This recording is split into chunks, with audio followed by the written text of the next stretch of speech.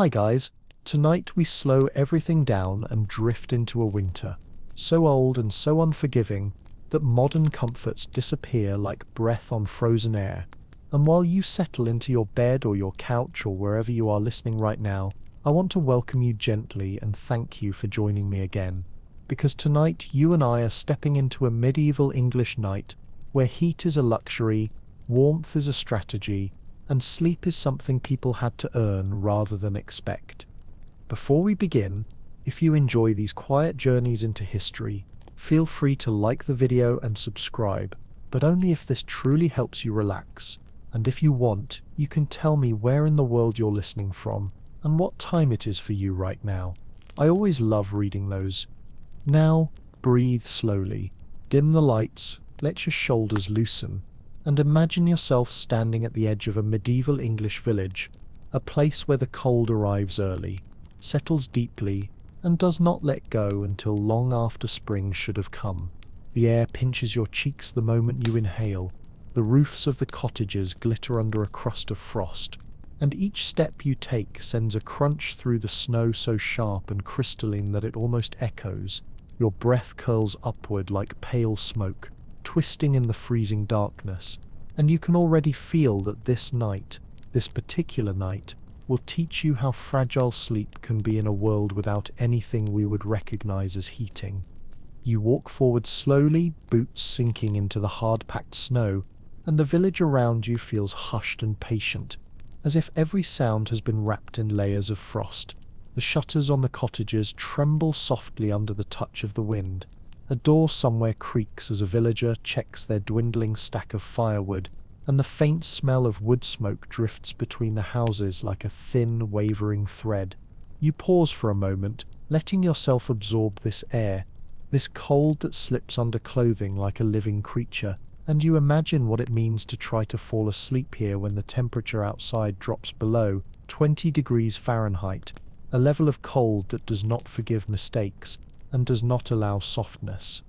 You stand before the first cottage you will enter tonight, a small peasant home with walls made of wattle and daub, its window glowing softly behind rattling shutters, and when you push the door open and slip inside, the warmth you find is faint but real, a weak ember of comfort clinging to the smoky air. A small fire smoulders low in the hearth, barely more than glowing coals, and the family inside moves quietly, conserving every breath of heat as if it were treasure. They eat their simple evening pottage, thick and steaming with the last vegetables they stored before the frost arrived, and the scent of warm earth and boiled roots mixes with wool smoke and the dampness of winter clothes hung to dry. When you crouch near the hearth, you notice an odd little bundle tucked beside it. Twigs, cloth scraps, and something that looks like a carved wooden charm. And you realize you're looking at one of the many quirky warming tokens families kept for luck. Silly little objects that meant nothing to science but everything to people trying to survive a winter night.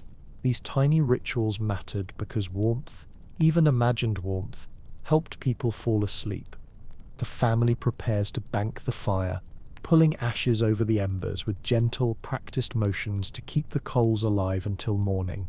And you feel how tense and careful the room becomes during this nightly ritual, because they all know that if the coals die, the cold will punish them fiercely.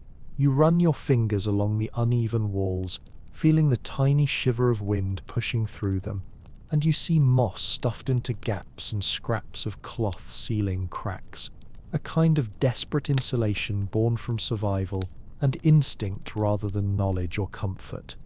You listen to the sounds around you, the timbers creaking as frost tightens them, a baby giving a tired sigh, someone coughing softly, the fire snapping once as a coal breaks, each sound sharp and clear because cold sharpens everything, even silence.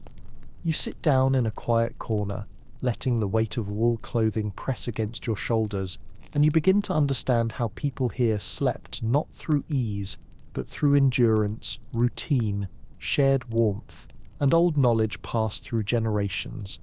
And as the cottage settles into dim light and smoky warmth, you prepare to step deeper into this night, deeper into the ways people survived the coldest hours without heating, deeper into the quiet secrets that kept them alive long before the world became warm and electric and modern. Guided by those faint whispers drifting through the frozen dark of the village, you keep walking slowly, each careful step pressing deep into the glittering crust of snow, and you begin to realize that the cold here is not simply temperature but personality, sharp, watchful, and always testing the edges of your comfort. You pause for a moment because a warm, low sound rolls through the stillness behind a heavy wooden door just ahead of you, a door thicker and sturdier than the others, as if someone tried to trap heat inside the same way a traveler traps breath in cupped hands. When you push it open, a rush of warm, humid air brushes your face with surprising gentleness, and you blink as your skin relaxes for the first time in what feels like hours. The warmth does not come from a big roaring fire or from luxury. It comes from life itself. You've stepped into a combined house and barn, a winter design common across parts of medieval England, where people slept not only beside one another, but beside the animals whose body heat could mean the difference between survival and frostbite. The air inside is thick, almost heavy, carrying the warm scent of straw, wool, and livestock. And though it may feel strange to modern senses, here it becomes obvious why families chose this arrangement. A cow can radiate as much heat as a small stove, a handful of sheep can warm a room more effectively than a pile of firewood, and the soft rhythmic breathing of animals creates a gentle, living heat that fills every space the fire cannot reach. You close the door carefully behind you, letting the warmth wrap around you like a blanket, and you stand still for a moment, feeling your body thaw just enough to soften your shoulders. The room glows in a dim orange haze from a small fire tucked safely in a corner, but most of the warmth comes from the cluster of animals gathered in their straw beds, cows shifting softly, a pair of sheep huddled nose to nose, a goat flicking its ears as it dozes. A soft chorus of quiet breaths rises into the rafters and lingers there, suspended like mist. A woman sitting on a low wooden stool looks up at you with a calm, almost sleepy smile. She gestures for you to come closer, and when you do, she explains in a low voice that during the hardest winters families often brought their animals into the main room or built their houses directly above the barn level, allowing heat to rise through the floorboards into the living space above. It wasn't strange to them, it was simply survival woven into architecture. You notice the sleeping area arranged along the far wall. Simple wool blankets spread over a raised wooden platform, straw underneath to trap heat, and thick tunics folded at the foot of the bedding. The woman reaches down and lifts a handful of the straw for you to feel. It is dry, crisp, and warm from the animal's breath nearby, and you understand instantly why this arrangement works so well. She tells you something historians mention often, that in winter warmth came not just from fire or fabric but from proximity, and medieval villagers saw no disgrace in sharing their nights with the creatures that fed them, clothed them, and kept them alive. You imagine lying there, pressed between wool blankets and the deep, steady heat of animals resting only an arm's length away, their warmth rising in waves that move gently through the room like quiet tides.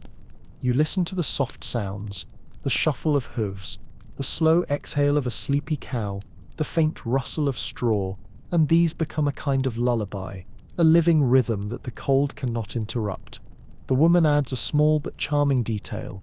Children often slept closest to the animals, not only because they needed more warmth, but because the soft presence of animals calmed nighttime fears. A child could fall asleep to the heartbeat of a sheep, the way a modern child might fall asleep beside a nightlight. You run your hand along the wooden railing, separating the family's bed from the animal's straw, feeling the smoothness from years of use, and you realize how thin the line was between human life and animal life on these winter nights, not divided by comfort, but intertwined for survival. For a moment you close your eyes and breathe in the warm, earthy air, and the contrast to the brutal cold outside feels almost dreamlike.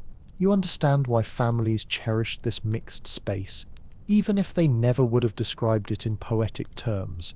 To them, it was simply sensible, a nightly ritual built from necessity, instinct, and the quiet understanding that warmth in winter is something you make together, not something you wait for.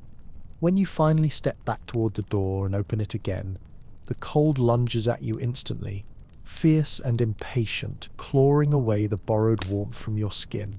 You pull your coat tighter and step outside, breath curling like smoke as you prepare to continue deeper into the village, deeper into the secrets of how people slept, survived, and found comfort in a world too cold to forgive a single careless mistake. The wind sharpens. The night grows quieter, and another cottage beckons just ahead. You brace yourself against the first gust that slams into you. As you step fully outside again, the cold gripping your face with the precision of a blade pulled straight from snow, and for a moment you simply stand there, breathing carefully, letting your lungs adjust to the sharpness of the air before you continue walking deeper between the shadowed cottages. The village is quiet now, quieter than before, as if the night has settled its weight over the rooftops and pressed every sound into stillness. Only the crunch of snow under your boots breaks the silence, rhythmic and soft like footsteps on crushed glass. Ahead, a faint shimmer of golden light flickers through the cracks of a shuttered window, and you feel drawn to it the way tired travelers are drawn to a distant fire. You approach slowly, one gloved hand brushing the cold timber of the building as you move along its side, and when you reach the crooked door, you notice something unusual. Thick cloth has been wedged into the frame to seal the gaps, layered so firmly that the fabric is stiff with frost at the edges. Someone in this home understands winter intimately. You push open the door, stepping inside with a kind of reverence, and immediately you feel the temperature shift. Not warm, not truly, but warmer than outside. The air softened just enough to let your shoulders relax. Then, as your eyes adjust to the dim glow of the hearth, you notice something striking on the far side of the room. A bed enclosed by heavy curtains, thick folds of fabric falling from a wooden canopy built low and close to trap heat, the way a tent traps breath. You walk closer, drawn by curiosity, and the air around the curtained bed feels different, calmer, warmer, almost still, as though the fabric has created a small world inside a larger, colder one. A man brushing one of the curtain panels with a stiff broom looks up at you and smiles, a slow, weary smile that seems to soften the edges of the room. He gestures for you to explore, and you gently sweep aside one curtain panel with the back of your hand. Warm air sighs out at you, soft and comforting, carrying the faint scent of dried herbs and wool. You can tell immediately that this curtain-enclosed bed is the true heart of the room, not the hearth. Inside, straw mattresses are layered tightly, blankets are stacked with careful precision, and small bundles of lavender and mint hang from the wooden frame to keep the enclosed air fresh. You sit down on the edge of the mattress and the curtain falls back into place behind you, sealing you inside a private cocoon. The warmth surprises you. Not hot, not luxurious, but undeniably real, a warmth made by bodies, breath, and fabric rather than flames.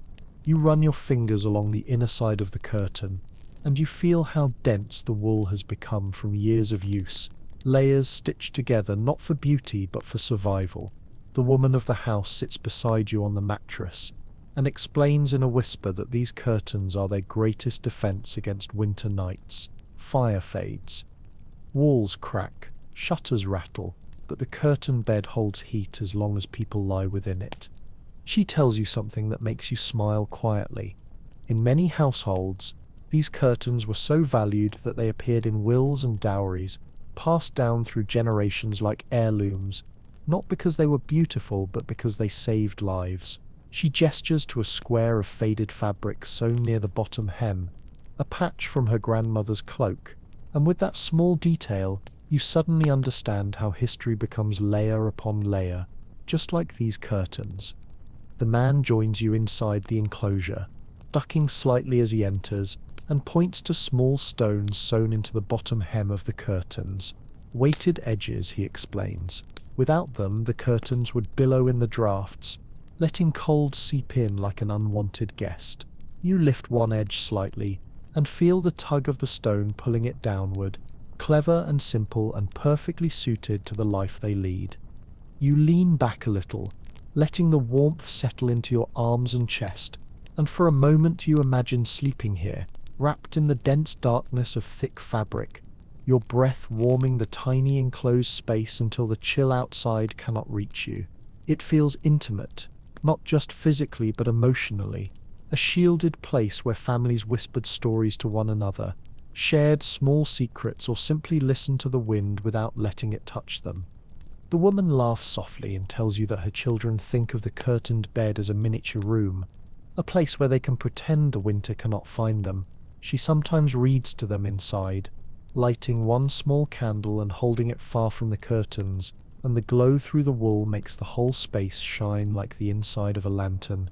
You picture it easily, warm breath fogging the air, young faces lit by a tiny flame, the muffled hush of the fabric turning the harsh world outside into a distant rumour.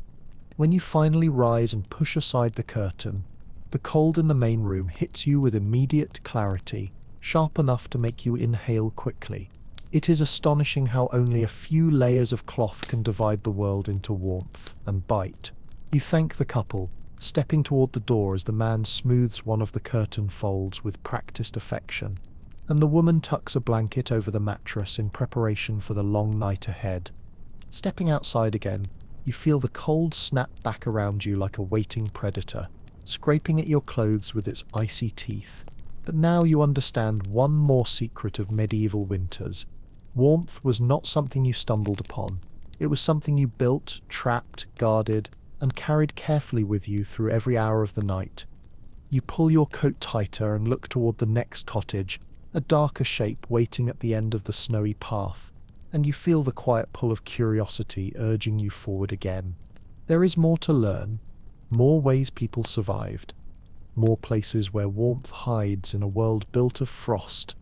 You leave the warmth of the curtained bed behind and step once more into the brittle night, your boots sinking into snow that crackles like broken glass beneath each step, the cold tightening around you with renewed force, as if reminding you that comfort here is always temporary. The wind slides through the narrow lanes of the village, tugging at your sleeves and swirling fine powder across your path, and for a moment you listen to the deep stillness that winter carves into every rooftop and timber beam, a stillness so complete that even your breath seems cautious not to disturb it. Ahead, barely visible under the faint shimmer of moonlight, stands a long, narrow cottage with smoke rising from a crooked chimney and a subtle golden glow slipping through a gap in the shutters. There is something different about this place immediately, something intentional about the way the walls appear packed, something purposeful in the way the doorframe has been covered with tightly layered cloth.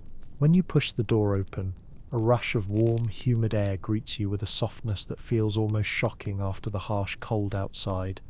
In the center of the room, nestled against the far wall like a tiny wooden cave, is another strategy for surviving winter nights. A built-in sleeping niche carved directly into the structure of the home. The niche sits raised from the floor, enclosed on three sides by thick timber panels, and closed with a heavy wool curtain that hangs like a protective veil.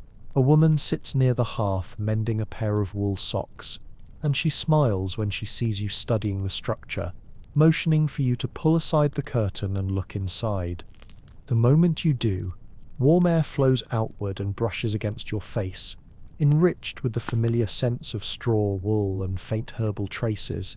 The interior is small, just large enough for two adults to curl inside, but it radiates safety in a way that the open room cannot. The wooden walls hold the day's warmth, and the curtain traps the gathered breath of those who sleep there, turning the space into a tiny sanctuary where drafts cannot reach and cold cannot take root. You kneel and run your fingers along the smooth interior wood, feeling how generations of sleepers have polished it with the warmth of their bodies. Beneath your hand lies a thick bundle of straw layered beneath wool blankets, the straw shifting softly with a dry, gentle crunch that promises insulation and comfort. The woman tells you that her family has used this sleeping niche for 3 generations, and she still remembers climbing into it as a child, feeling the space warm around her within minutes, as if the walls themselves were breathing. A young boy wanders over, his wooden toy horse dangling from one hand and without hesitation he crawls into the niche ahead of you, turning and patting the blankets as if inviting you to join him. When you sit inside, even partially, the space seems to transform around you.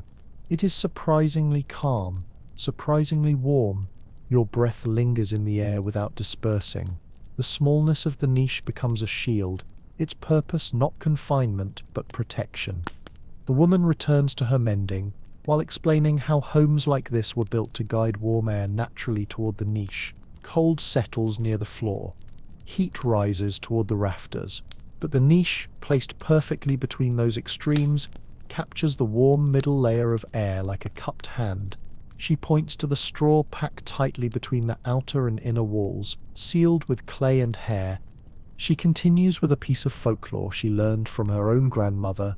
Some believe that sleeping in enclosed spaces allowed dreams to form more clearly and wander more freely, untouched by the chill that muddled thoughts. Whether true or not, the idea carries a charming truth. You feel your own mind grow calmer within the quiet enclosure, the world outside reduced to the muffled whisper of wind brushing the shutters. The little boy leans against your arm, warmth radiating from his small body, and you understand instinctively why children adored these niches. They are secret worlds, pockets of stillness carved into the heart of the home, a place where winter becomes something distant rather than immediate. When you finally step back out, the cold of the main room makes you inhale sharply, the difference in temperature so sudden it feels like stepping from a warm bath into the open snow. You thank the woman for sharing her space, pulling your coat tighter as you leave the cottage. The moment you step into the night again, the cold presses firmly against your ribs, claiming every inch of exposed air, but you carry with you a memory of warmth that lingers like a tiny ember beneath your clothes, a reminder that humans have always found clever ways to carve out comfort in the most unforgiving seasons. Snowflakes drift slowly downward as you walk, glimmering like tiny shards of glass, and another faint glow appears in the distance. Another home waiting to reveal the knowledge of generations who learned to sleep while the world outside froze solid. You follow the drifting snow toward the next faint glow, the cold tightening around your coat with every step, the wind whispering along the narrow path as if trying to steer you back toward shelter. Yet something in the quiet confidence of these winter homes urges you forward.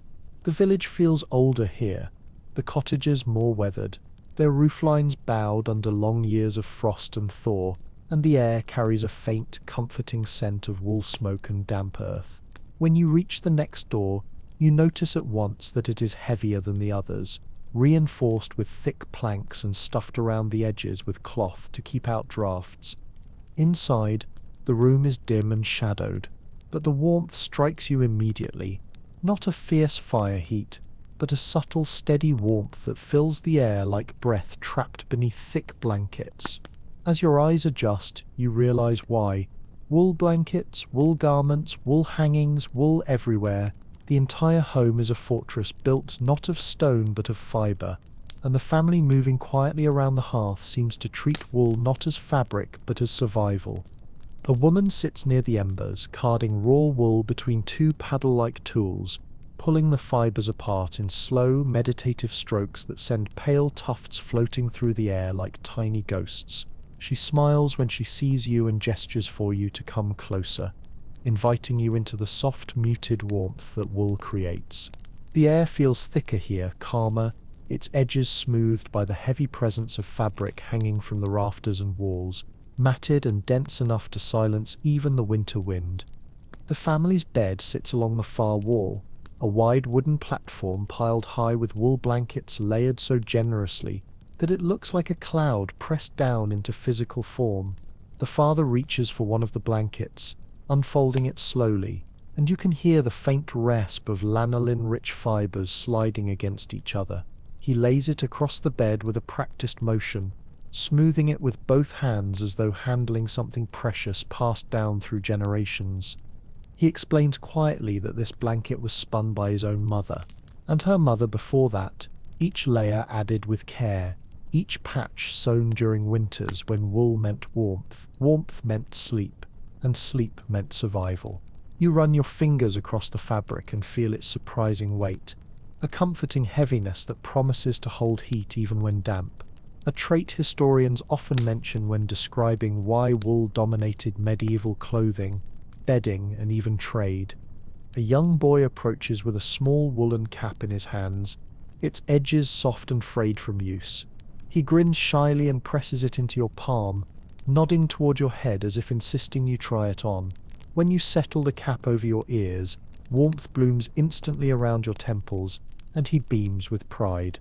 His mother laughs quietly and tells you that everyone sleeps with caps in winter, adults, children, even babies, because heat escapes quickly from the head, and a warm head keeps the rest of the body calm through the long, frozen nights. Her voice softens as she adds a bit of old winter folklore. Villagers once believed that sleeping without a nightcap let winter spirits slip into the mind, tangling dreams and leaving sleepers restless or confused. Whether the tale was ever true matters less than the fact that it comforted people, gave children a reason to keep their caps on, and preserved heat in homes that could not spare a single degree. The father reaches beneath the bed and pulls out a quilt stitched from scraps of worn tunics and old cloaks, each piece a different shade of brown, grey, or deep green. He drapes it across the top blankets, and the weight of it settles with a soft, earthy thud. Then he adds another layer, a fine, dark quilt made from the fleece of their best sheep, woven tightly so that it traps heat with an almost stubborn loyalty. You touch it cautiously, and its surface feels both coarse and silky, warm even before it touches skin. Your eyes drift to the walls where thick woolen hangings drape from wooden pegs, covering the cracks where wind would otherwise slip through. The fabric sways faintly each time the fire pops, creating a gentle movement that seems almost alive. These cloth barriers transform the entire room into a wool-lined shell, a soft womb of warmth in a world that offers none. The older woman carding wool mentions that even the king's wealth could not buy better winter protection than wool, a truth that bound peasants and nobles alike in a shared reliance on the same simple material. The fire crackles gently, its red glow diffused through the hanging fabric, turning the shadows soft and rounded. A little girl adjusts one of the blankets on the bed and smooths it with her tiny hands, whispering something about hoping the cold doesn't creep under the door tonight. Her brother pulls her closer, tucking her beneath one of the wool layers in a gesture so small yet so instinctive that it reveals everything about how warmth was preserved, not just through blankets but through closeness and careful ritual. You sit for a moment on the edge of the bed, letting the heat radiating from the layers seep slowly into your arms and chest, and you begin to understand how nights here could feel safe despite the cold. Wool muffles sound, silences drafts, absorbs moisture, and traps body heat with surprising tenacity. In this dim, fabric-wrapped room, winter feels far away, muted and softened, held at bay not by power or wealth, but by the labor of hands that spun fiber into survival. When you rise to leave, the family watches you with warm, tired eyes, and you thank them quietly before stepping back toward the door. The cold outside slams into you with shocking immediacy, a reminder of the fragile boundary between frost and warmth. But now you carry the memory of wool against your skin, a memory of safety made from simple things. The village path stretches ahead once more, winding through clusters of cottages, each holding its own secret of how people slept through the darkest and coldest nights. Another faint glow appears in the distance, another piece of winter wisdom waiting to be found. You continue down the narrow path, the snow whispering beneath your feet as the wind changes direction and pushes a thin curtain of frost across the village lane, and each breath you take feels sharper, as if winter itself is testing your resolve to keep going. The roofs overhead seem to groan softly under the weight of accumulated ice, and the moon hangs pale and distant above the treetops, casting a silver glow that outlines each cottage in delicate, shimmering blue. Just ahead, you notice a structure that stands apart from the others, not because it is larger or sturdier, but because it seems to lean forward slightly, as though it has bowed under the burden of too many winters. The thatched roof is thick with frost and sagging gently at the center, and yet from its shuttered window spills a thin ribbon of golden light, warm and steady despite the cold pressing tightly against the walls. When you step closer, you inhale the unmistakable scent of dry straw, a smell that carries summer memories into the heart of winter. Inside, a family is preparing their bed for the night, spreading fresh layers of straw across a wooden frame with slow, practiced motions, each handful placed with the deliberate care of people who understand exactly how important this moment is. The hearth behind them glows faintly, nothing more than a bed of dying embers, and yet the atmosphere feels warmer than it should, a warmth created by effort, not fire. You kneel beside the wooden frame, watching as one of the children scatters straw evenly with small, determined hands. When you reach out and touch it, the fibers crackle softly beneath your fingers, dry and flexible, bending slightly before springing back. You realize how deceptively simple straw is. It looks crude, but in winter it becomes a brilliant insulator, trapping pockets of air the way modern jackets trap warmth, creating a barrier between cold wood and the sleeping bodies that will rest upon it. A thin linen sheet is stretched over the straw with careful movements, its coarse surface smoothing the uneven texture beneath.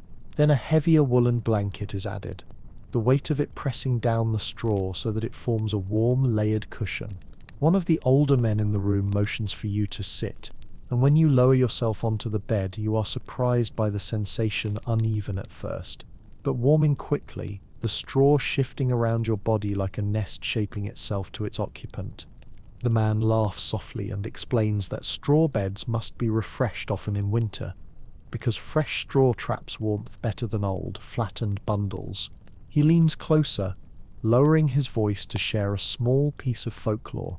Some households tucked aromatic herbs, meadowsweet, lavender, even mint into their straw bedding to keep away pests and encourage pleasant dreams.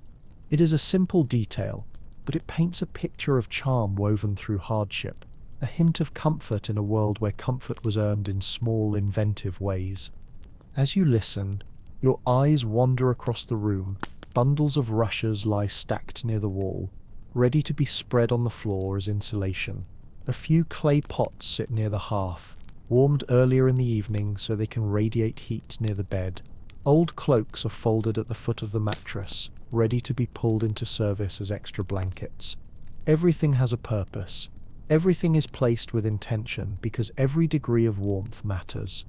The mother shakes out a thick patched blanket and spreads it over the bed, tucking the edges in tightly so cold air cannot slip beneath.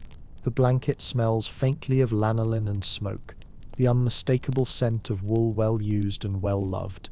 It is heavy, far heavier than a modern quilt, but its weight feels protective, as though once you are beneath it, winter will have to fight harder to reach you. One of the children giggles and flops onto the bed, disappearing beneath the blanket as it puffs slightly from the rush of air. The father gently lifts the blanket and settles it back into place, smoothing it with careful hands before letting the child burrow deeper into its folds. You can see how the family arranges themselves for the night. Children closest to the center where warmth gathers fastest, adults around them forming layers of shared heat. The bed becomes a living structure, built not just of straw and cloth, but of bodies relying on one another. You sit quietly for a moment, listening to the room settle. The fire pops once. A faint whistle of wind grazes the shutters. The straw crunches beneath the weight of shifting limbs. These sounds merge into a slow winter lullaby, a rhythm of survival passed from one night to the next. The older man tells you another detail, an amusing one, that families sometimes joked about how mice would choose the warmest houses based on the scent of straw, and that finding mice near your bed was in a strange way a sign that your insulation was working. He smiles, tapping the wooden frame with quiet pride, and you sense the warmth of the moment as deeply as the warmth of the room. The fire dims another shade, curling into darker embers, and the air thickens with the steady breathing of the children now curled beneath the blankets. You rise slowly, brushing bits of straw from your clothing, and give the family a small nod of thanks as you step toward the door. When you open it, the cold reclaims you instantly, settling into your bones with an assertive clarity. But now you carry with you the memory of straw's golden warmth, a humble, brilliant defense built from the remnants of last summer's fields. The path winds onward through the frozen village, and in the distance you see a taller silhouette, a home with straighter beams and a brighter flicker of firelight leaking through its shutters, a sign that wealth and the warmth that comes with it awaits your next step. You walk toward the taller silhouette, the cold tugging fiercely at your coat, as if trying to hold you back from whatever warmth waits ahead, and with each step the snow crunches deeper beneath your boots, echoing softly through the silent village. The roofs here rise higher, the walls straighter, and the windows glow with a steadier, more confident light, telling you immediately that this next household lives with a level of comfort the others can only dream of. Even the air around the doorway feels different, less sharp, less hungry, because heat is escaping through tiny cracks, something poorer families could never afford to let happen. Inside, you step into a room filled with a kind of warmth you haven't felt anywhere else tonight.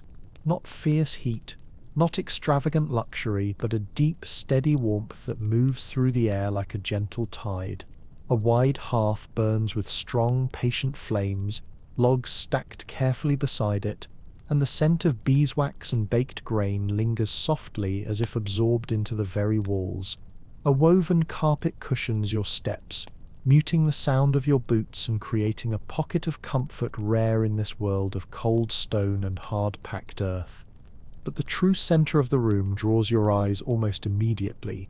A magnificent feather bed set upon a carved wooden frame, raised proudly above the floor, and layered with fabric so soft and rich that the entire structure seems to glow in the firelight.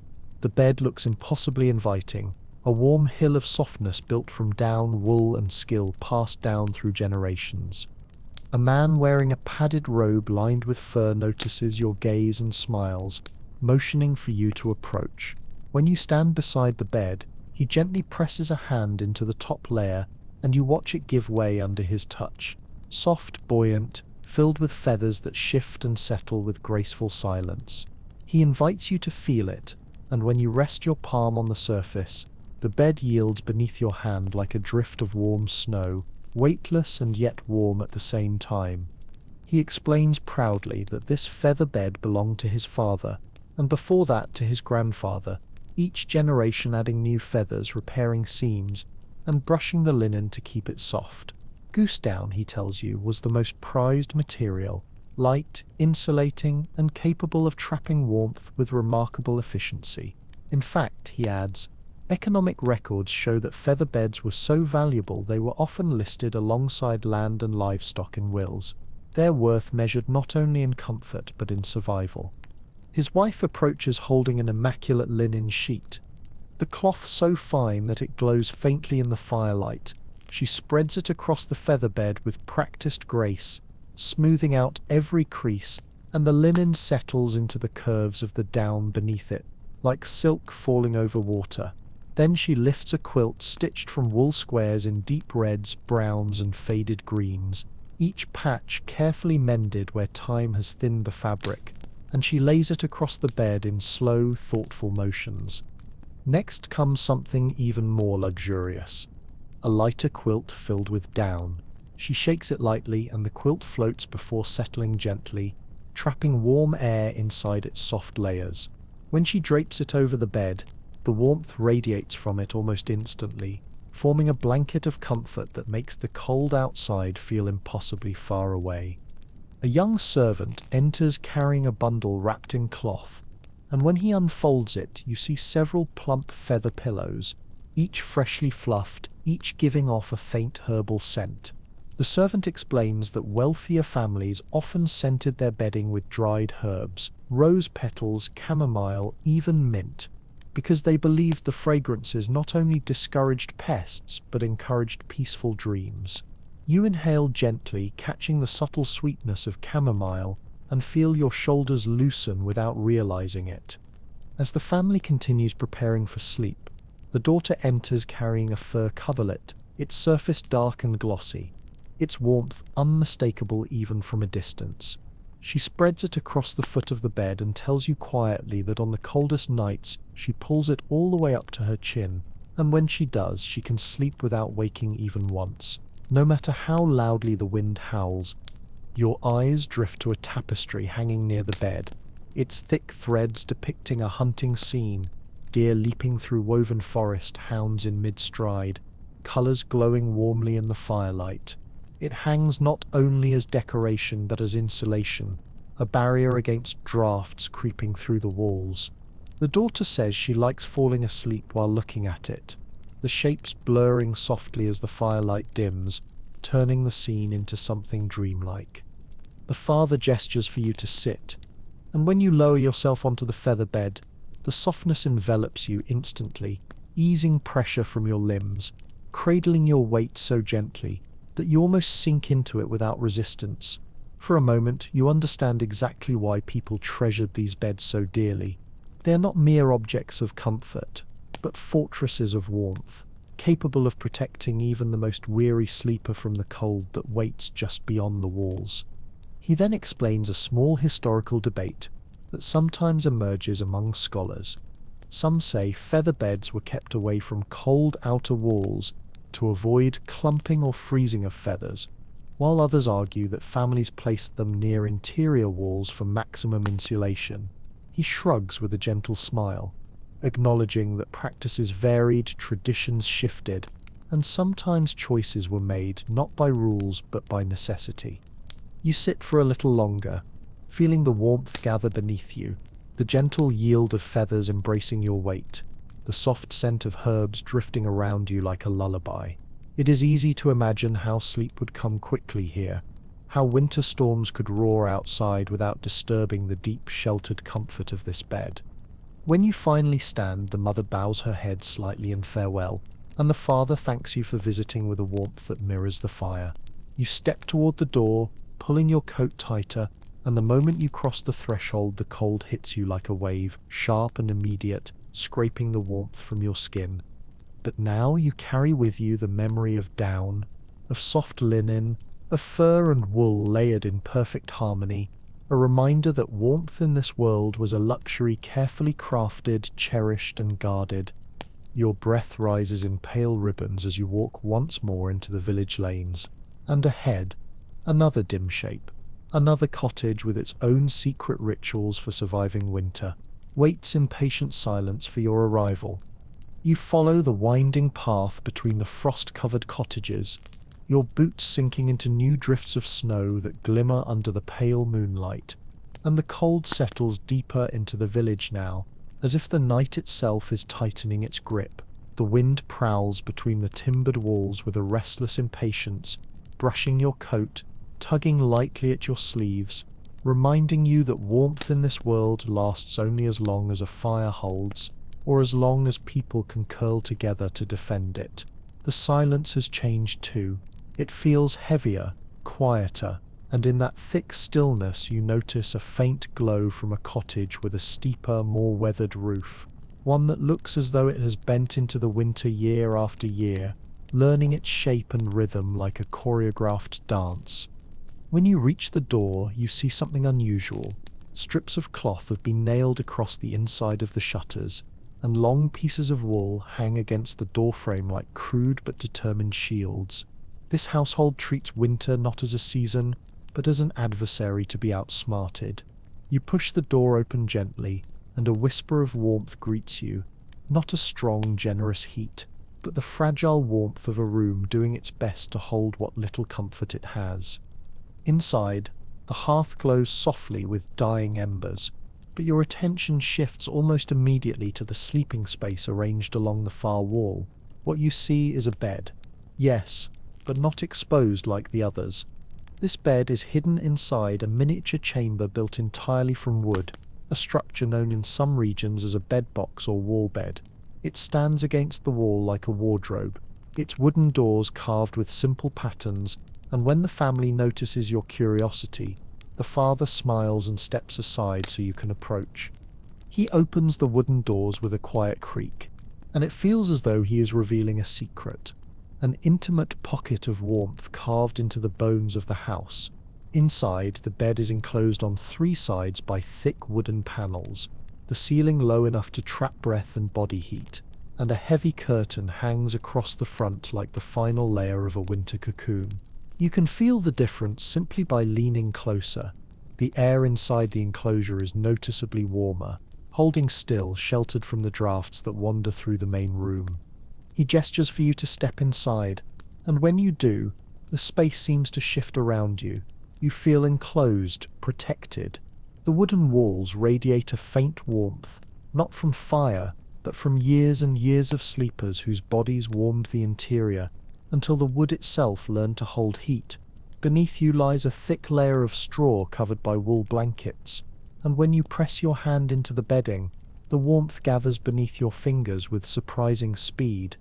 The mother takes a seat on a stool nearby, mending a sleeve with slow, practiced movements, and she explains that in winters like this, the wooden bedbox is their strongest defense. Wood insulates better than stone or wattle, and the small space traps heat so efficiently that even a single sleeping body can keep it warm for hours. She adds softly that these beds were especially treasured by the elderly, whose bones ached in the cold and whose sleep depended on finding a pocket of warmth wherever they could. A child crawls into the enclosure beside you, his small hands clutching a carved wooden toy. He nestles into the blankets as if into a nest, and the warmth from his body fills the space even further.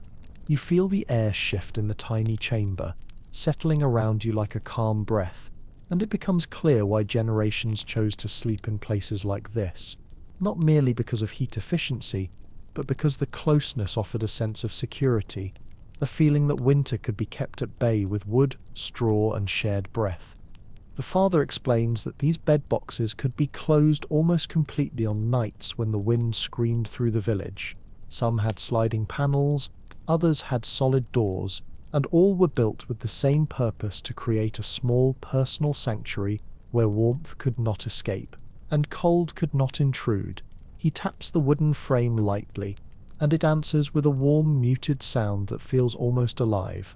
The mother adds a gentle piece of local folklore. People believed that sleeping in enclosed wooden spaces could calm troubled dreams, because the wood itself, especially oak or elm, was thought to guard the mind from wandering spirits or winter demons that prowled the night. Whether superstition or comfort, the idea gave families a sense of safety that no fire could guarantee. You sit in the bed box a little longer, letting the warmth gather around your chest and arms, and the sensation is peaceful in a way that surprises you. It feels like sitting inside a hollowed-out tree, cocooned against the harshness outside. The air grows still, the dim glow of the fire flickers across the wooden walls, and the wind becomes nothing more than a distant murmur beyond the curtain. When you step out of the enclosure and back into the open room, the cold brushes your skin immediately, making you inhale sharply. The difference is stark, almost startling. The wooden box feels like a pocket of summer trapped in the heart of winter. You thank the family quietly, wrapping your coat tighter before stepping back toward the door.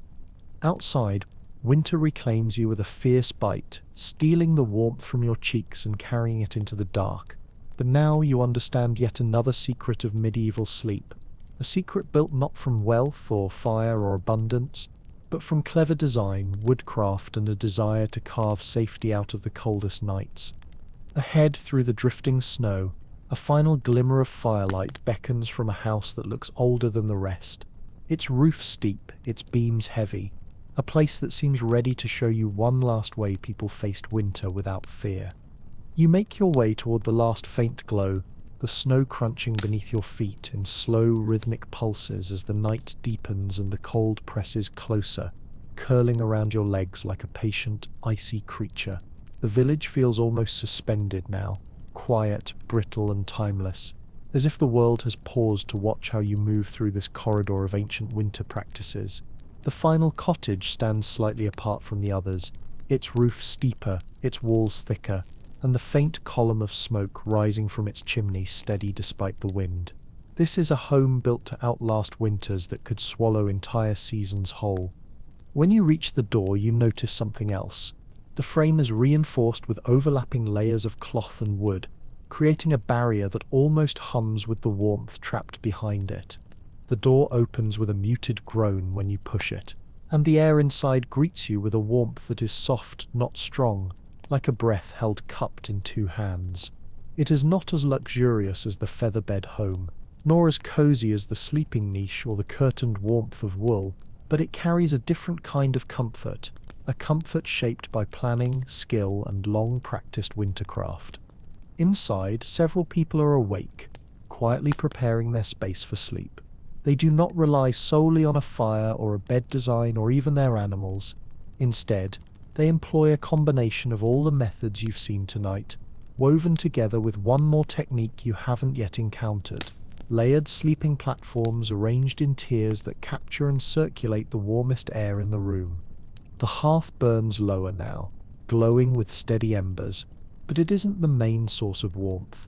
You notice immediately how the family has structured their sleeping area: 3 levels of wooden platforms built like oversized shelves along one wall. The lower platform sits close to the floor, where cold settles heavily. The middle one, slightly higher, feels warmer, but the highest platform, nearly at shoulder height, rests in the warmest layer of air where heat naturally accumulates. A mother stands on the middle platform, shaking out a blanket, while her daughter climbs up to the top level with a small clay pot wrapped in cloth. The pot is warm. You can tell from the way she holds it. Careful, reverent.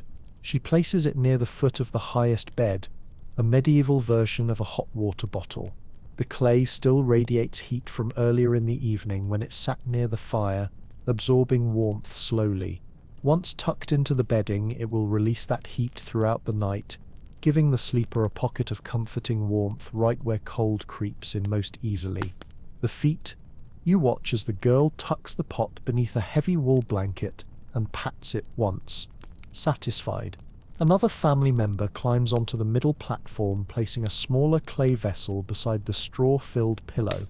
These warm pots are simple, humble tools, but in a world without flintless matches, reliable fireplaces, or modern heating, they are small miracles, micro-reservoirs of warmth that last just long enough to carry someone into deeper sleep. The father gestures for you to climb onto the lower platform first, and as you sit, you feel a faint draft slipping along the floorboards. Cold pools downward like water, and you understand the purpose of the tiered beds immediately. When you climb to the middle platform, the air feels noticeably warmer, like stepping up into a pocket of heat. And when you finally reach the highest level, you step into a zone that is surprisingly comfortable, still cool, yes, but softened, steadied, held by the way warm air collects beneath the high roof beams. You sit there feeling the gentle difference, and the mother explains quietly that in winters when firewood was scarce or when winds were too harsh to maintain a large flame overnight, people relied on height. Children often slept on the topmost platforms because they needed the most heat, while adults rotated between levels depending on age, health, and the intensity of the cold. This system turned a single-room home into a layered thermal landscape, each platform a different world of temperature. She tells you a small piece of regional folklore. Villagers used to say that sleeping higher brought closer dreams because the warm air from the hearth carried stories upward like smoke. Whether poetry or superstition, the idea settled into the culture, and children often begged to sleep on the highest tier when winter storms raged outside. You run your hand across the straw-packed mattress beneath the blankets. The straw here is mixed with dried bracken and rushes, creating a cushion that holds heat even more effectively. Above your head, hanging from a wooden beam, is another strip of wool cloth, acting as a curtain to block drafts from the roofline. The mother shows you how they lower it just before sleep, creating a partial canopy that traps warmth the same way a tent traps warm breath. Behind you, the father lights a small enclosed lantern and hangs it on a peg near the hearth. The smoke of burning rushlight wavers gently in the warm air, filling the room with a soft amber glow that smooths every shadow. The room begins to quiet now. People settling, blankets whispering, clay pots placed carefully, children murmuring sleepy goodnights. The fire cracks once, low and quiet. The wind snarls faintly against the outside wall, but inside the room the sound is softened, muted by wool and wood and the gentle hum of people preparing for rest. You close your eyes for a moment, letting the warmth of the upper platform settle against your arms and back, and you feel the deep, timeless rhythm of winter sleep. The rhythm of breath, of fabric shifting, of straw warming slowly, of wind kept at a respectful distance.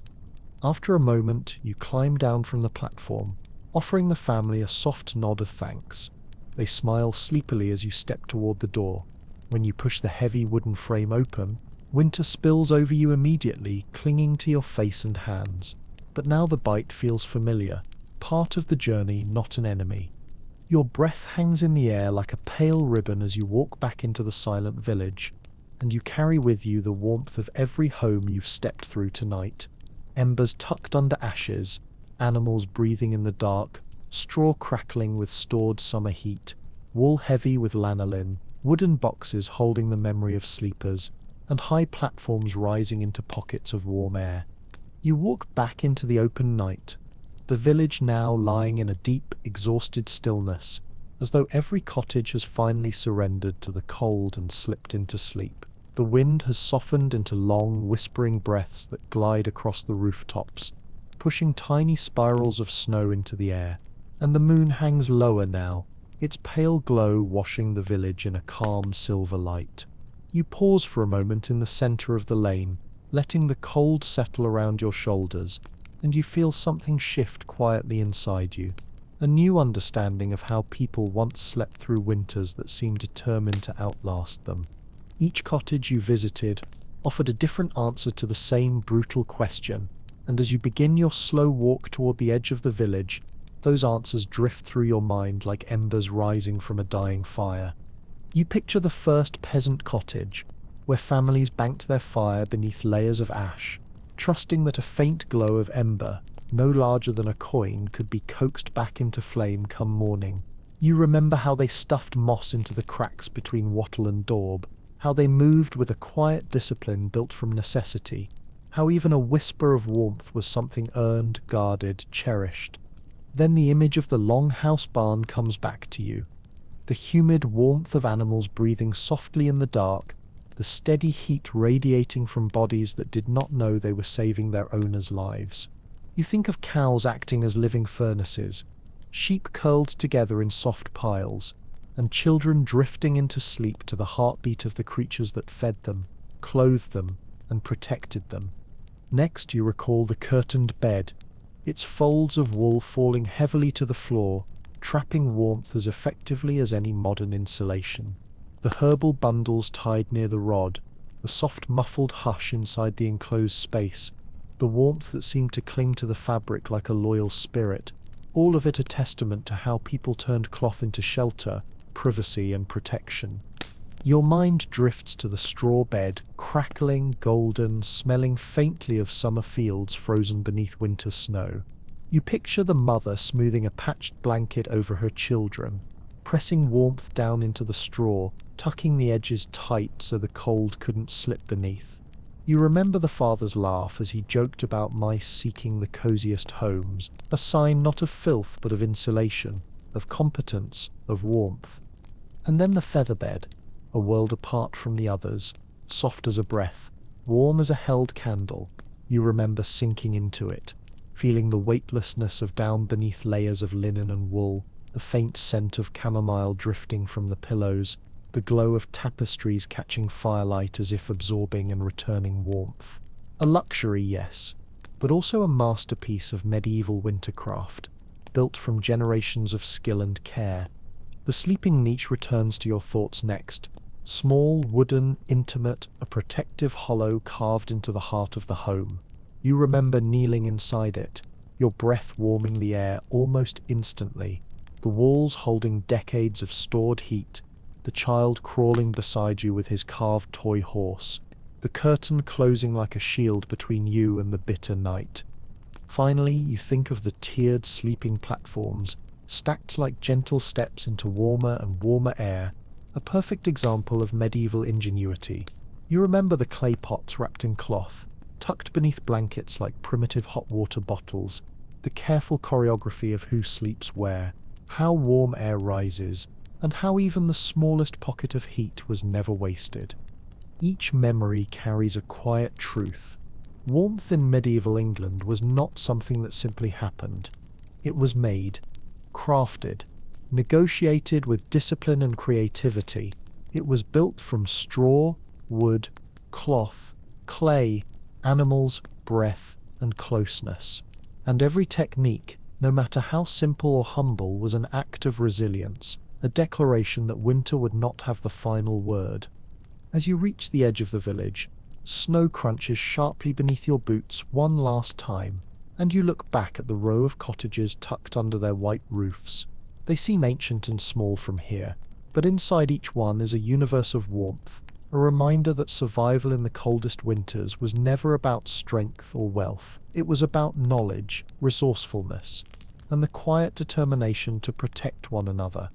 Your breath drifts upward in a long pale cloud as you take one final look at the silent village, and the cold presses gently against your coat as if urging you onward, inviting you to carry these stories with you into your own warm night. Whenever you set your ready, I can write the final closing lines, an outro for YouTube, a moral conclusion, or continue into another chapter. You leave the village behind and continue walking into the open fields, letting the cold settle around your body with the familiar sharpness you've grown used to tonight. And as the last rooftops fade behind you, the landscape widens and stretches out under the moonlight, turning into a quiet, silvered world where frost glitters on every blade of grass, and the air hums with a cold so clean and so old that it feels almost sacred.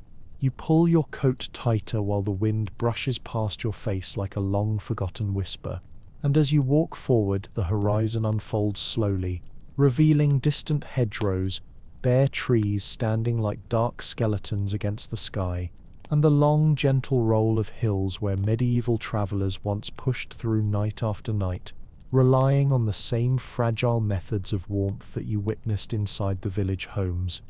You imagine those travelers now, farmers returning late from distant fields, merchants caught between towns, shepherds moving slowly beside their flocks under a sky that offered light but never warmth, and you begin to understand that winter sleep was not only a matter of hearth and bedding, but of endurance during the hours before reaching any shelter at all.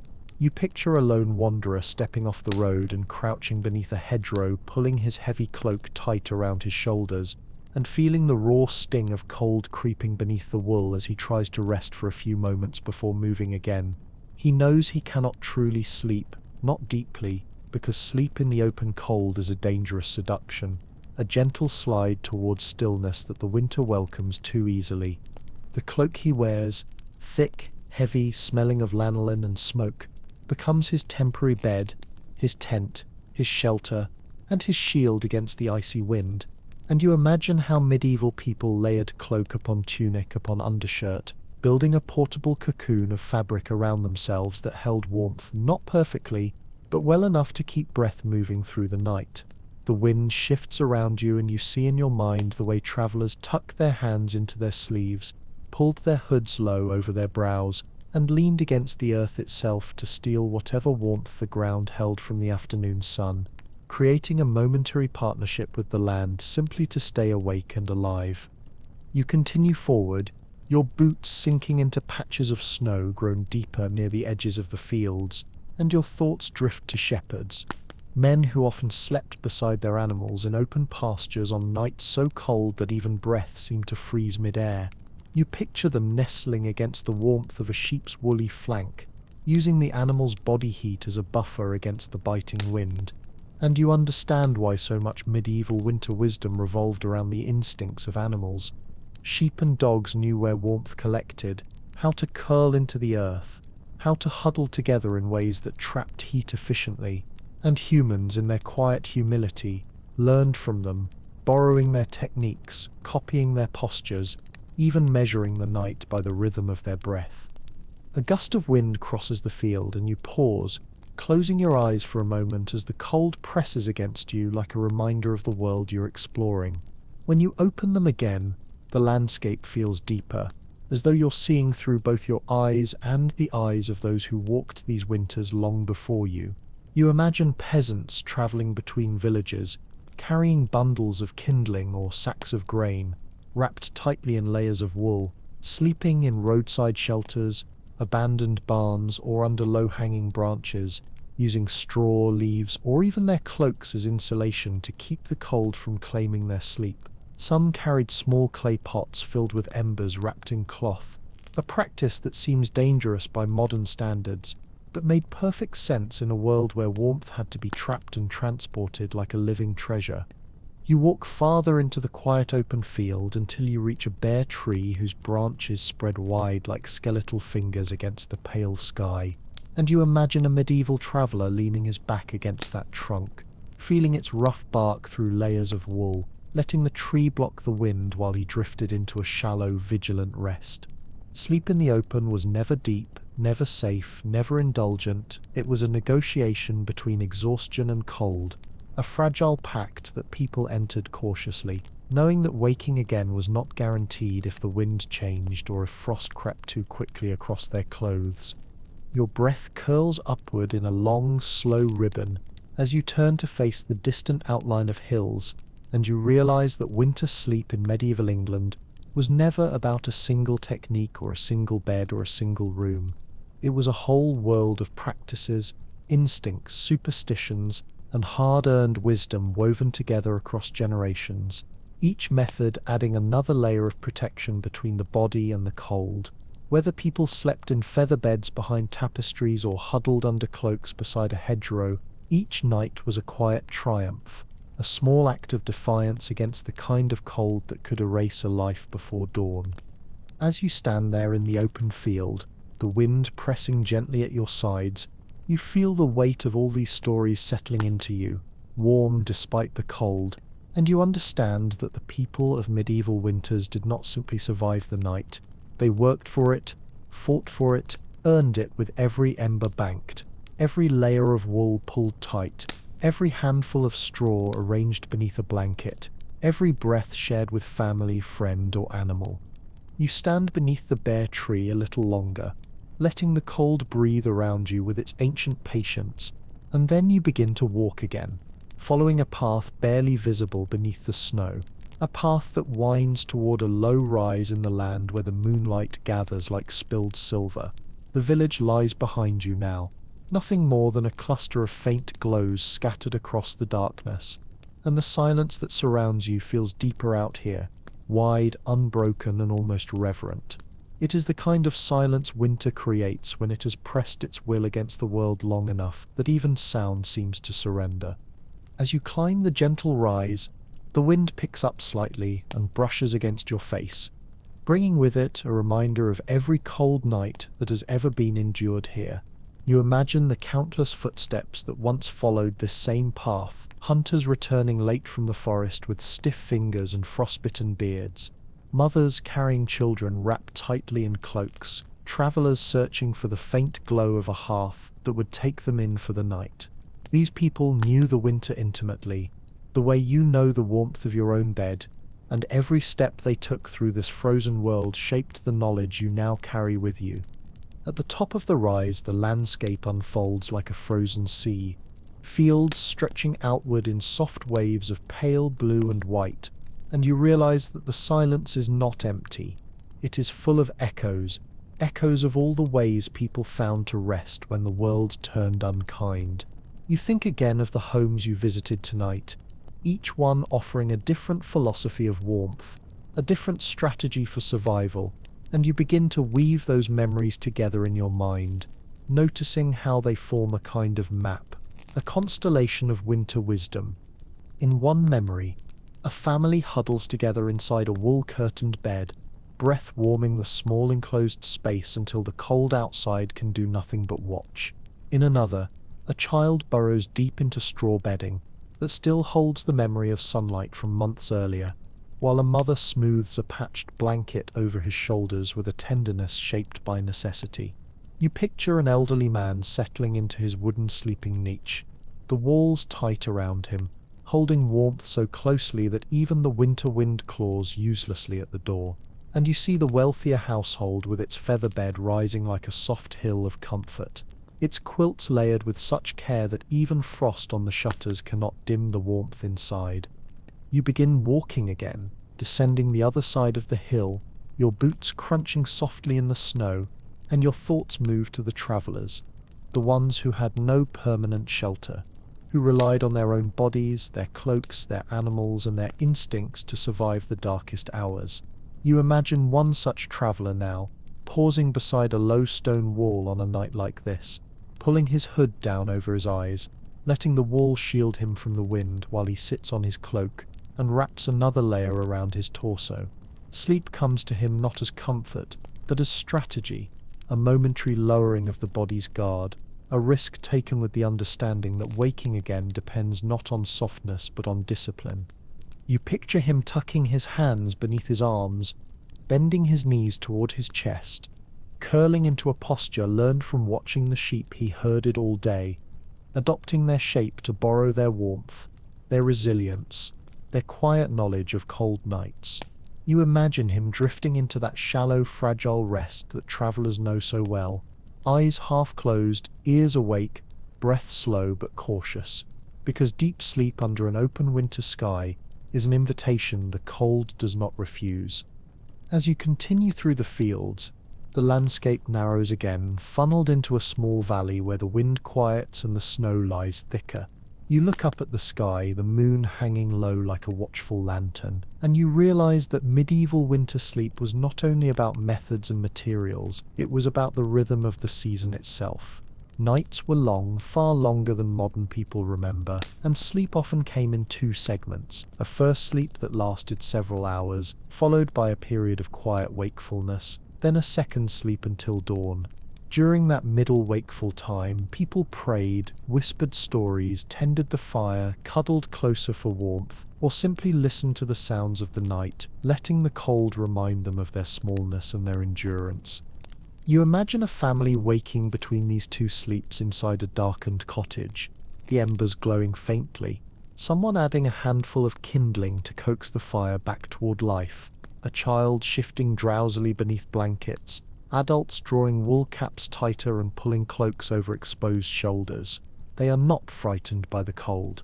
They respect it, manage it, endure it together, and when the second sleep arrives, it wraps around them like a soft, slow wave, carrying them through the last hours before dawn, with a patience shaped by centuries of habit.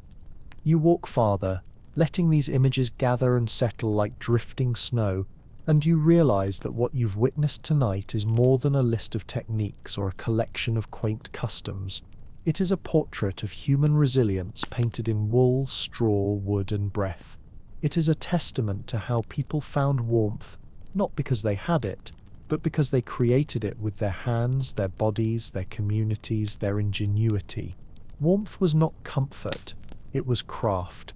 It was not luxury, it was survival. And every person who lived through a medieval winter night contributed in some small way to the quiet inheritance of knowledge you now carry. You follow the valley floor as it narrows and bends, the snow rising deeper around your ankles, and with each slow step you feel the world grow quieter, as though winter is drawing you into its oldest chamber, a place where the cold has shaped human habits for centuries. A thin line of frozen stream glints beside you, catching the moonlight like a narrow blade, and the air here feels different, colder, sharper, but also strangely intimate, as though countless sleepers once passed through this very stretch of land, wrapped tightly in wool, searching for whatever shelter the night was willing to offer. As the path widens again, you notice a series of low stone structures half buried under the snow, their roofs collapsed but their outlines still visible, and you realize you're looking at what once were storage huts or outbuildings, places where grain or tools were kept safe from the weather. In deep winter, travelers sometimes slipped inside these spaces, crawling beneath broken beams and leaning their backs against icy stone walls to escape the direct bite of the wind. You imagine one such figure now, exhausted from a long journey, fingers stiff, breath fogging heavily, sliding into the narrow shelter, feeling the cold stone against his coat, and knowing with weary acceptance that this would be his resting place for the night. He would gather whatever he could find: frozen straw, old sacks, bits of discarded wool, piling them around him like a crude nest. Because even the smallest barrier between his body and the ground could save precious heat. His cloak, probably heavy with lanolin and smoke, would become his bedding, his shield, his refuge, and he would curl tightly into it, folding his knees toward his chest, tucking his hands into his sleeves, lowering his forehead toward his shoulders. Every inch of exposed skin mattered. Every fold of fabric mattered. The cold was not the enemy. It was a constant, and he had learned how to negotiate with it. As you walk past the ruins, the wind shifts again, bringing with it a faint whisper of voices, your imagination conjuring fragments of conversations from long-forgotten nights. Families whispering beside low fires, travelers speaking soft prayers before sleep, shepherds murmuring to their dogs as they settled into the darkness together. Sleep in winter was not a moment of escape. It was an act of endurance performed quietly, night after night, through a season that refused to be tamed. You continue forward, and the land rises once more, leading you toward a cluster of crooked trees whose branches arc over the snow like protective ribs. Beneath the trees lies a small, sheltered hollow, a place where the wind barely touches the ground. The air here is noticeably calmer, and you feel instinctively why medieval people might have paused in such a place, because even the smallest dip in the earth, the slightest change in height, could transform the night's temperature by several degrees. You imagine a family travelling together, perhaps fleeing a distant storm or returning from a winter market. Reaching this hollow just before total darkness, they would clear the snow with their boots, revealing a patch of frozen earth beneath. One of them would gather fallen branches to block the wind. Another would shake out cloaks and lay them along the ground, creating a layer between their bodies and the cold. Then they would sit closely, pressed shoulder to shoulder, sharing their breath, their weight, their warmth. In the center, perhaps a child, wrapped tightly in layers of wool, drifting into shallow sleep while the adults leaned protectively around them. You picture all of this as you stand beneath the trees, the hollow silent and undisturbed, the memory of those long nights lingering in the air like an old echo. For people of medieval England, winter sleep was not simply something that happened. It was something prepared for, something shaped by nature and necessity. Even out here, in the open, the same wisdom guided them. Stay close, stay low, seal your heat, trust your clothing, trust your body, trust the earth to shelter you where it can.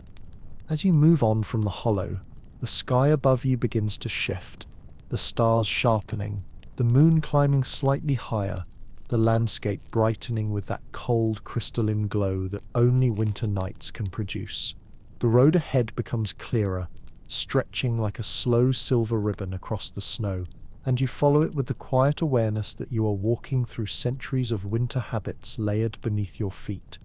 You think again of the villagers sleeping in their beds, some in feather softness, some in straw nests, some behind wool curtains, some curled beside animals, some enclosed in wooden alcoves, some elevated into warm pockets of rising air, and you realize how varied and yet connected their solutions were. Every technique, every object, every ritual was a piece of a larger tapestry woven from the same thread, the determination to rest, to survive, to greet another morning even when the night tried to settle permanently into their bones. The air grows colder around you as you approach a low stone wall marking the boundary of a distant pasture. The wind hums softly along its top, and you place a hand upon the frosted stone, feeling its icy smoothness beneath your glove. In that moment, you sense that the journey is not quite finished. There are still layers to peel back, still hidden corners of winter life waiting beyond these fields. From time to time, and with each step you feel the cold closing in more tightly, not as an enemy, but as a truth of this landscape, patient, ancient, and utterly indifferent. The moon hangs high above you now, its pale glow washing over the snow until the entire field looks like a vast sheet of hammered silver, and your breath rises in slow, misty ribbons that drift upward before evaporating into the stillness. Your footsteps create the only sound, a steady rhythm of crunching snow that feels strangely comforting in the quiet of the night. As the wall curves, you notice a cluster of low shapes ahead, dark mounds half buried beneath a drift of snow. When you approach, you realize they are old sheepfolds, simple enclosures made of stacked stone and woven branches, long abandoned but still holding the memory of countless winter nights. You step inside one of them, boots sinking slightly into a shallow depression where generations of animals once huddled together for warmth. The moment you enter, the air changes. The wind softens. The cold feels less aggressive. Even without animals, even without fresh straw, the shape of the fold itself provides shelter. The curved walls trap heat, however faint, and block the sharpest gusts. You stand there silently, imagining what this place must have felt like when it was alive.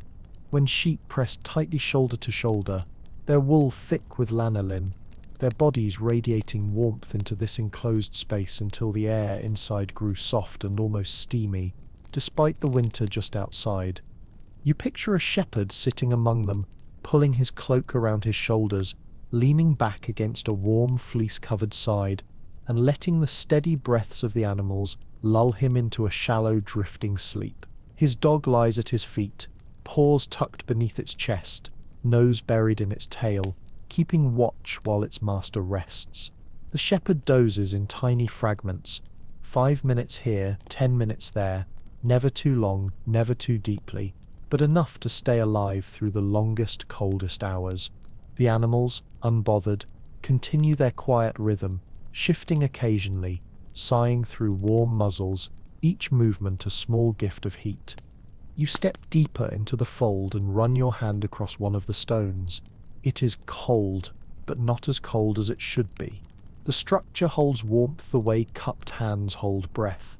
And in that moment you understand how medieval people became experts at recognizing microclimates, tiny pockets of tolerable air where warmth gathered almost invisibly. Leaving the sheepfold, you continue across the pasture, following a barely visible track where the snow sits thinner. Ahead, at the far end of the field, you notice a large oak tree standing alone, its enormous trunk splitting into thick, muscular roots that curl above the frozen ground like the limbs of some ancient creature. You approach it slowly, and as you walk beneath its wide branches, you feel the air shift again. The snow is thinner here, the wind quieter, the ground, though frozen, somehow less harsh. You can almost see the medieval villagers resting beneath this tree when caught far from home at night, pressing their backs against its bark, letting the massive trunk block the wind that swept across the open field. They would wrap their cloaks tightly around their bodies, their breath misting into the hollow beneath the roots, creating the faintest layer of shared warmth. Some might have placed hot stones heated earlier in a fire into their cloaks, cradling them like precious embers. Others would have used bundles of dry leaves or handfuls of straw tucked beneath their clothing to trap warm air against their skin. You imagine one such sleeper now leaning against the oak, eyes half closed, listening to the wind rush above the branches while the world below stays calm. His cloak is heavy and coarse, his boots stiffened by cold, but his posture is one practiced through years, knees drawn up, chin tilted down, hands buried deep in his sleeves. The tree becomes his temporary shelter, its massive presence turning the night from threatening to survivable. Even now, centuries later, you can feel how protective it must have been. You leave the oak and continue toward the next rise in the land, where the fields give way to a narrow strip of woodland. The trees rise like tall black pillars, their branches interlocking overhead to form a dark canopy that blocks most of the moonlight. The moment you step beneath them, the cold shifts again, less biting, more muted. The air is still, insulated by the forest's quiet breath. This is the final secret you realize. Winter sleep was not only about beds, homes, or hearths. It was also about reading the land, knowing where warmth pulled and where cold travelled like a predator.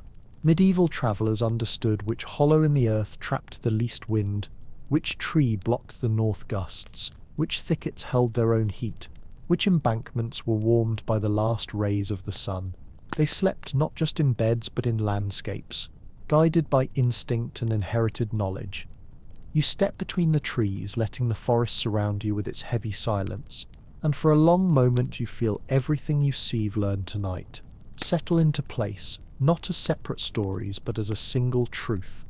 Survival in medieval winter was the art of noticing small warmths. The warmth of a breath, the warmth of a body, the warmth of straw, wool, fur, or feathers, the warmth of an ember buried under ash, the warmth of a pocket of air beneath a curtain, the warmth of a sheltered grove or a stone fold or the lee of an old tree. People didn't sleep against the winter. They slept with it, aware of it, negotiating with it, respecting it. You walk deeper into the forest, the snow thinning beneath your boots where the branches overhead have caught most of the fallen flakes, and the air feels denser here, still and faintly warmer, as if the trees themselves are holding their breath against the cold. The wind no longer claws at your coat. Instead, it hums somewhere far above, threading through the highest branches like a distant, restless spirit, while the ground beneath remains quiet and calm. You move slowly, your steps softened by a layer of frozen leaves and needles, and the darkness around you feels less intimidating than the open fields, more protective, more intimate. As you weave between the trunks, you begin to understand why medieval travelers sought forests for shelter. The trees, tall and skeletal against the night sky, create a natural barrier against the wind, blocking the cold currents that race across open land. Even the snow behaves differently here, gathering in soft mounds rather than sharp, wind-whipped drifts. The ground beneath the trees holds traces of warmth that the open fields let slip away. Every inch of shadow becomes a shield, every root a foothold of stability. You imagine a lone traveller stopping here, far from the village, perhaps caught between two settlements. As the night grew too cold to continue, he would choose a spot like this, under the low reach of a fir tree, or nestled between two thick oaks, and kneel down, clearing away the icy leaves until he reached the slightly softer earth-packed layer beneath. He would gather fallen branches, not for a roaring fire, too risky, too exhausting, but for a modest sheltered flame, small enough to warm his hands, yet not large enough to signal danger or expel all its heat upward into the trees. You picture him cracking twigs, pulling thin strips of bark to use as tinder, striking flint against steel with the soft metallic click that once echoed through forests like this one. The flame would catch slowly, dim at first, then brightening to a wavering amber glow. He'd place stones around it, letting them warm so he could tuck them under his cloak later. Primitive hand warmers that held heat surprisingly well. Every detail mattered: how close he sat to the fire, how he angled his body to let the warmth reach his chest while protecting the flame from wind, how he fed the fire small pieces of wood so it lasted through the longest hours without demanding too much fuel.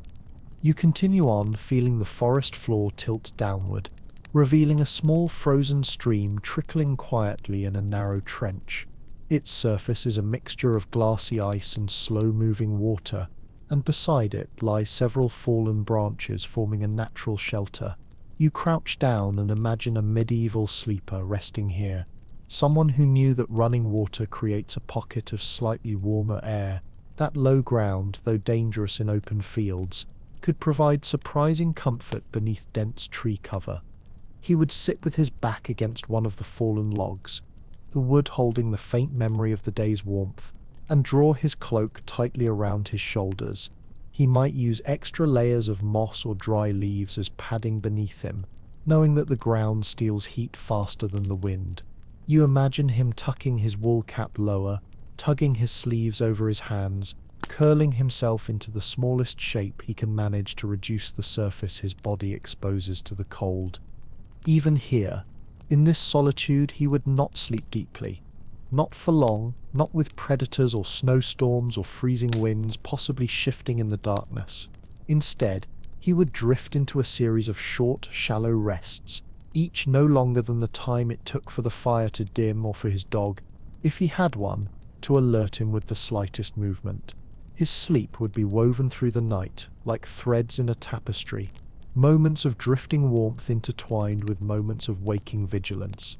You rise from the stream bed and continue through the darkness, the path now leading you toward a clearing where the trees thin and the sky broadens once more, revealing constellations sharp and cold against the deep velvet of the winter night.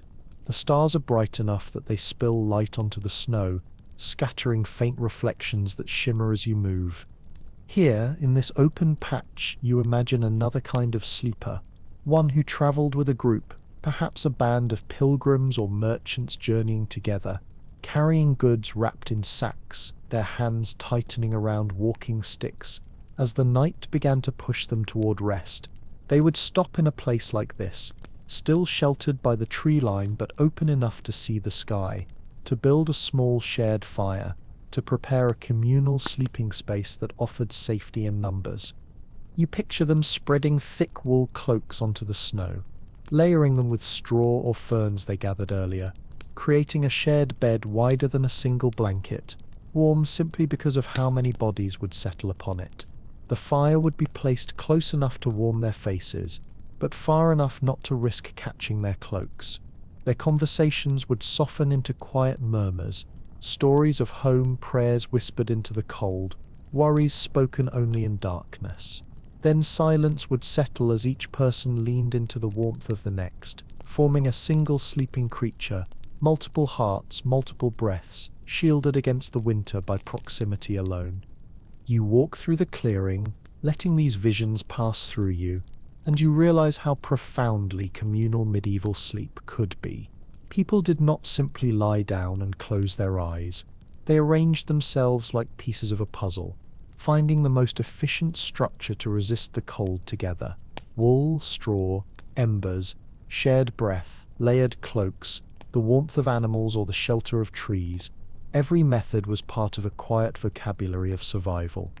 And as you return to the forest path, the moonlight glinting faintly off the frozen branches, you begin to sense that the night still holds more lessons, still more hidden corners where warmth was found, still more places where medieval sleepers left whispers of their endurance. You follow the forest path until it curves gently to the right, leading you toward a darker, denser patch of woodland where the trees grow closer together, their branches interwoven like fingers clasped tightly against the cold. The air narrows here, becoming still and thick, as though the night itself is holding its breath. Your footsteps soften until they barely make a sound, sinking into a bed of needles and frozen leaves. And for a moment you feel as though you're walking inside the lungs of winter, quiet, sheltered, held. As you move deeper, you notice the faint outline of something unusual among the trees. A small structure, low and unassuming, built of stone and earth, half submerged beneath a mound of snow. At first you mistake it for a forgotten root cellar or a collapsed shrine, but when you kneel beside it, brushing away the loose snow with your glove, you see the truth. It is a primitive winter shelter, the kind peasants sometimes built along the edges of forests for emergencies. A hollow dug into the earth, reinforced with stones, roofed with thick planks and covered with sod. It is barely large enough for one person to crawl into, yet it carries a quiet sense of purpose. You lean closer to the opening and feel a subtle change in the air, not warmth exactly, but a softer kind of cold, still and unmoving. The interior is narrow, like a small tunnel widening slightly at the back, and though empty now, you can almost see the shape of someone curled inside, knees tucked to chest, cloak wrapped tightly, breath misting against the earthen walls, until the space warms just enough to keep life steady through the night. You imagine the shelter as it once was, perhaps built by a shepherd who tended flocks in this part of the forest, or by a family who gathered firewood far from the village, or even by travellers who passed through every winter, and left behind a refuge for others. The ground inside is raised a little, sloping upward so cold air cannot settle around the sleeper, and the roof, though rough, angles downward to block wind and snow. It is the simplest form of human defiance against winter, a hole in the earth shaped by hands that knew survival depended on even the smallest pocket of stillness. You stand, brushing the snow from your knees, and continue walking until the forest thins once more and opens into a narrow meadow framed by tall hedgerows. The hedges are thick, their branches so densely tangled that they act like walls, and you feel the temperature rise slightly the moment you step between them. The air is calmer here, shielded on both sides, and the ground beneath your boots crunches less sharply. You pause, sensing that this small meadow was not chosen by accident. Medieval travelers understood hedgerows intimately. They marked old boundaries, guided journeys, and in winter offered some of the best natural protection from wind.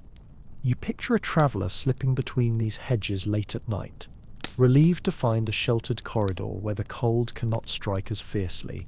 He would walk until he found a bend in the hedge, a place where branches curved inward like a cradle.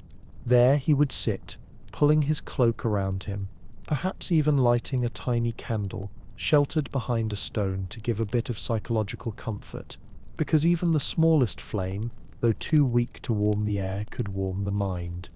You imagine him drifting into brief, restless moments of sleep, waking whenever the wind changed direction, then pulling his cloak tighter and sinking back into that half-dreaming state that winter demands. His boots would frost at the edges, his breath would fill the air with pale mist, but inside his cloak, beneath layers of wool, his body would remain a quiet furnace burning through the long hours. As you continue across the hedged meadow, the ground rises slightly and reveals a series of long, shallow depressions in the earth. You stop, recognizing them immediately. Old ridge and furrow fields, the ghost of medieval agriculture etched permanently into the land.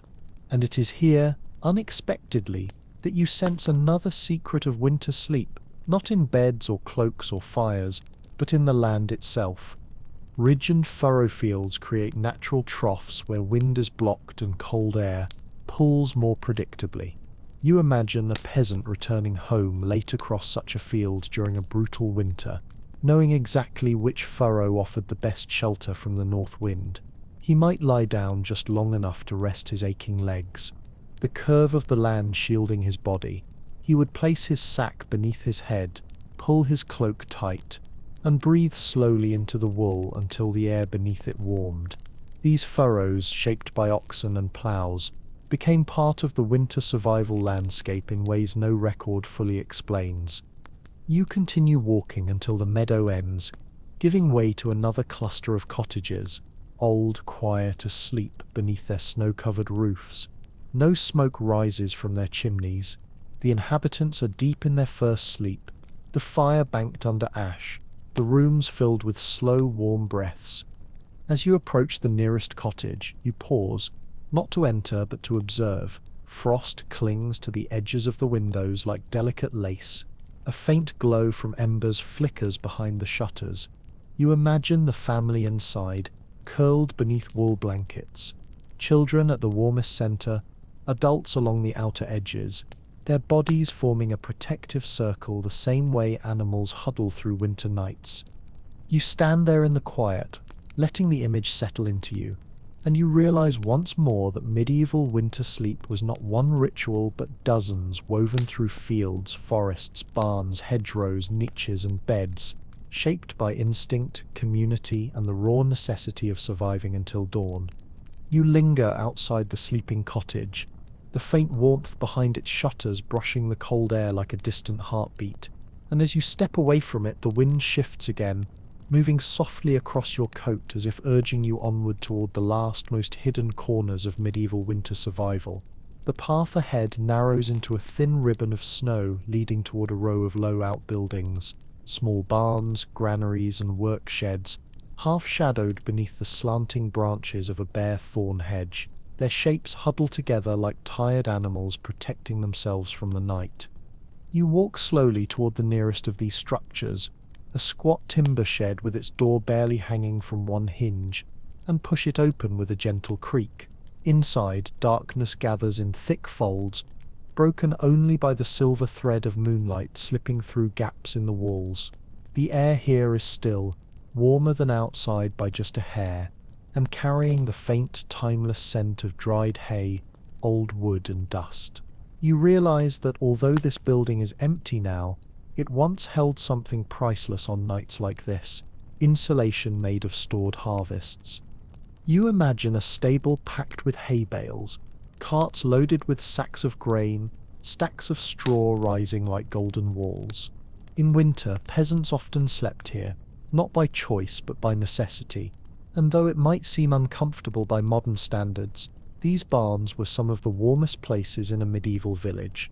Hay absorbs heat, holds it close, releases it slowly. Animals once slept here too, filling the air with their warm breaths, creating a shared climate far more forgiving than the frozen world outside. You step farther inside and run your fingers across the remnants of a broken hayrack. Even now, buried beneath centuries of dust, the wood remembers the softness of dried grass pressed against it. You picture a peasant on a night like this one crawling into the hayloft, burrowing deep into the pile until the hay surrounds him like an improvised nest. The warmth would build around him almost immediately.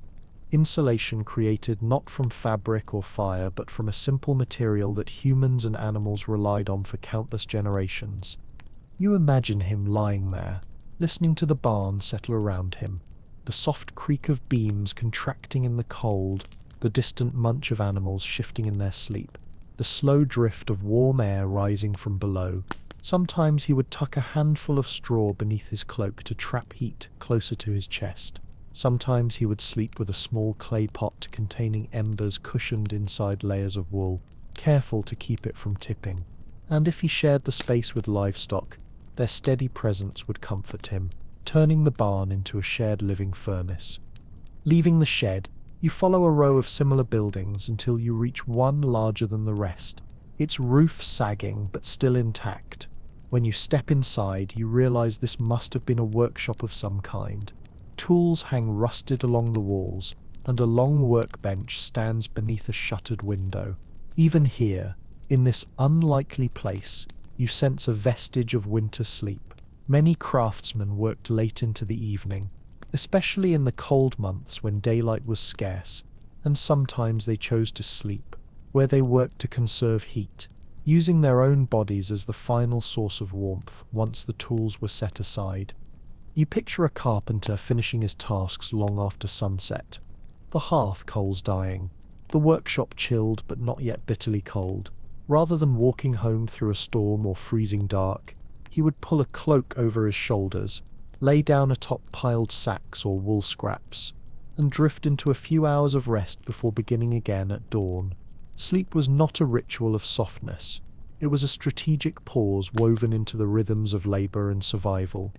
You leave the workshed and continue walking until the outbuildings fade behind you and the path curves toward a wide-open common field where frost glitters like crushed glass. The wind returns here, sharper, more awake. You pull your coat tighter and follow a faint track that leads toward the remains of an old communal oven, a large stone structure used by villagers to bake bread, repair clay pots and warm tools. Its walls stand intact though the roof has collapsed, and as you approach, you feel a surprising truth settle into your mind. On winter nights, these ovens often stayed warm for hours after use, radiating gentle heat even after the flames died.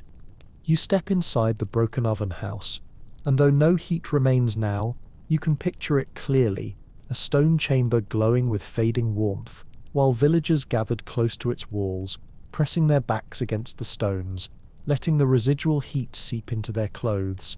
Some families even slept here in the coldest winters, treating the oven like a communal hearth when their own cottages failed to hold warmth.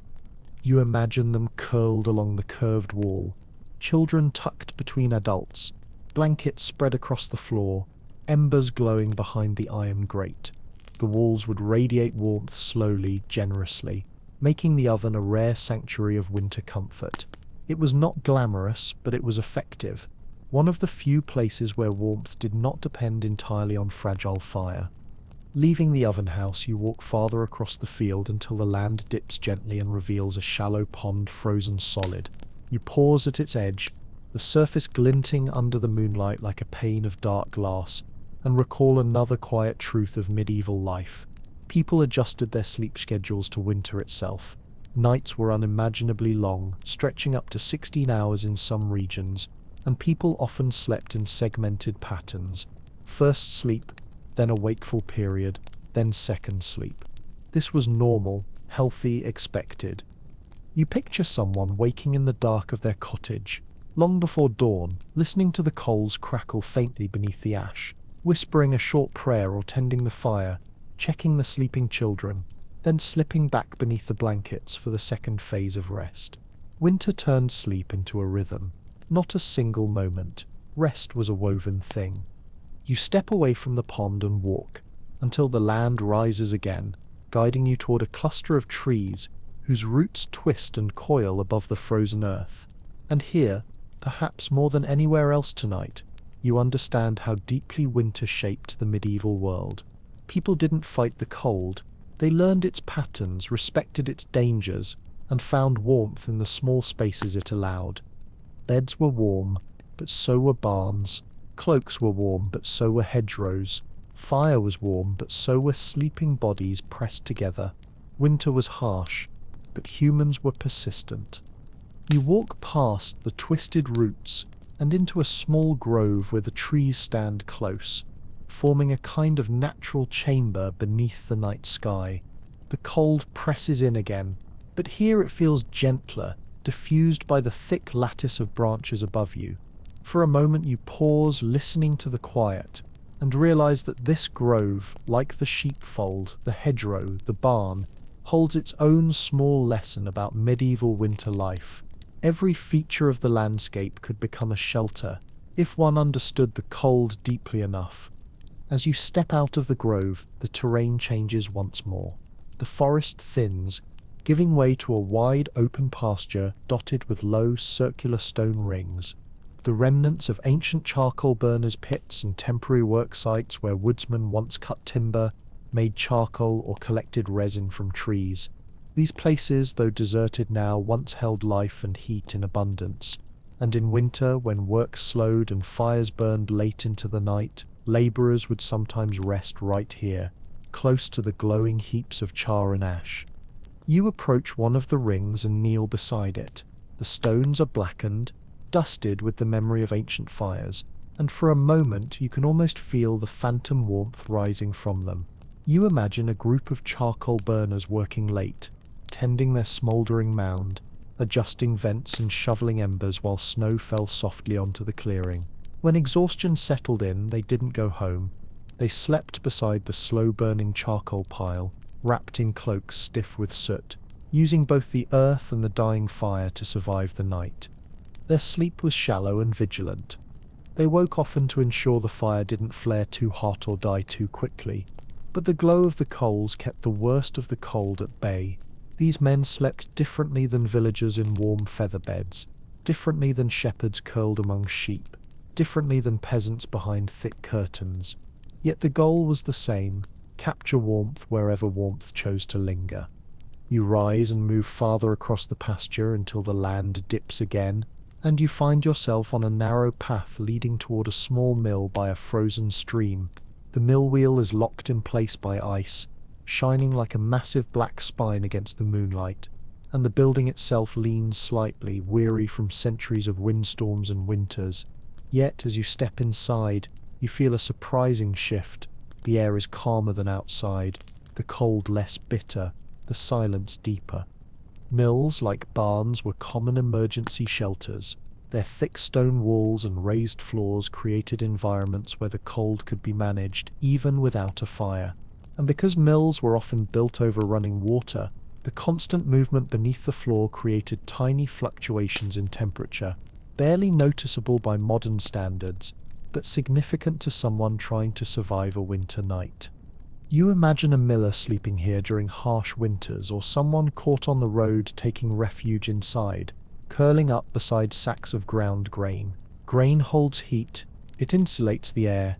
You picture someone burrowing into the space between sacks, letting the smell of flour and dust surround him, using the mill's leftover warmth to drift into a fragile, life-saving rest. This type of sleep wasn't comfortable, but it was protective. Another kind of survival bed formed out of necessity, shaped by work and landscape. You leave the mill and follow the stream until it widens into a marshy basin, frozen now into a single sheet of rippled ice. The reeds stand stiff and pale, rising like thin bones out of the frozen water, and the sound of the world grows softer as you move among them. Marshes for medieval people were dangerous in summer, but surprisingly helpful in winter. Frozen reeds cut the wind, and the marsh held heat slightly longer than open fields, creating pockets of tolerable cold.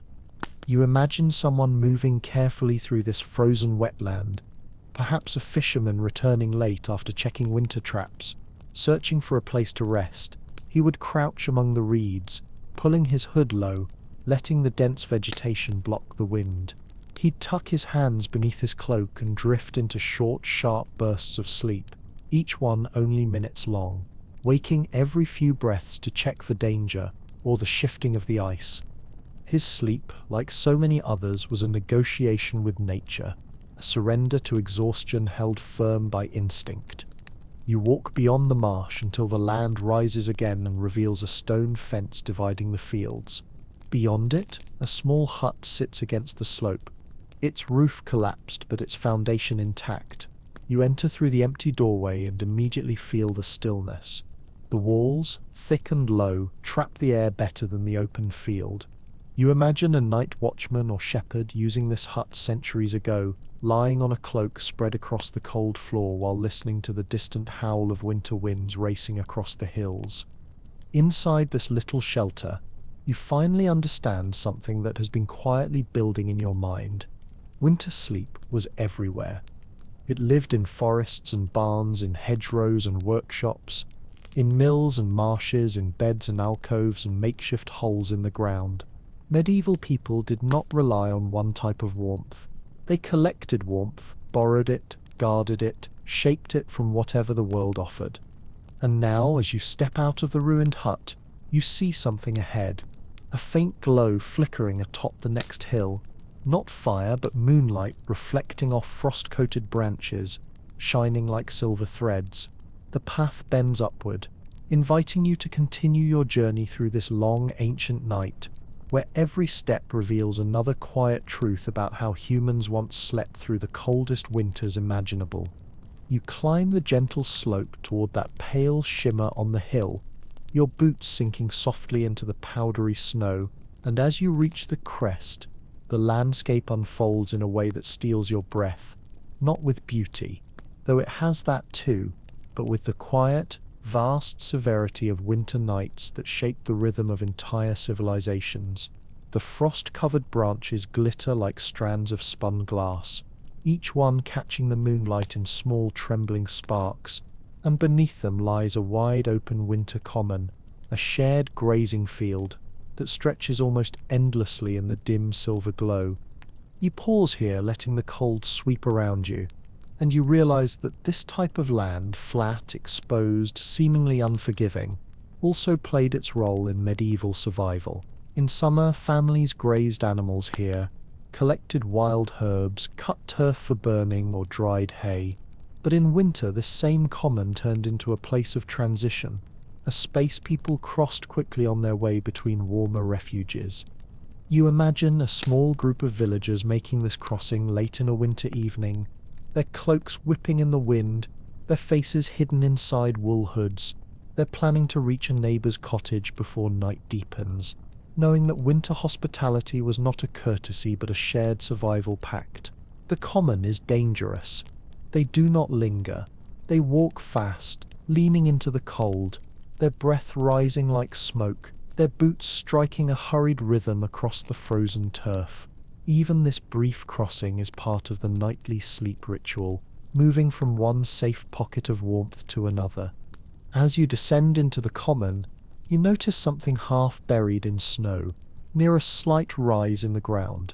At first it looks like a stone, but when you brush the frost away, you uncover a rough wooden frame, the fractured remains of a medieval beehive hut or shepherd's croft. These tiny conical shelters were built from woven branches and plastered with mud, straw, or turf. They were simple, temporary, and shockingly effective at trapping warmth. You crouch beside it and imagine how it must have looked centuries ago, the walls coated with thick layers of earth, the small doorway shielded with an animal hide or scrap of wool, the interior just large enough for one person to sit or curl up.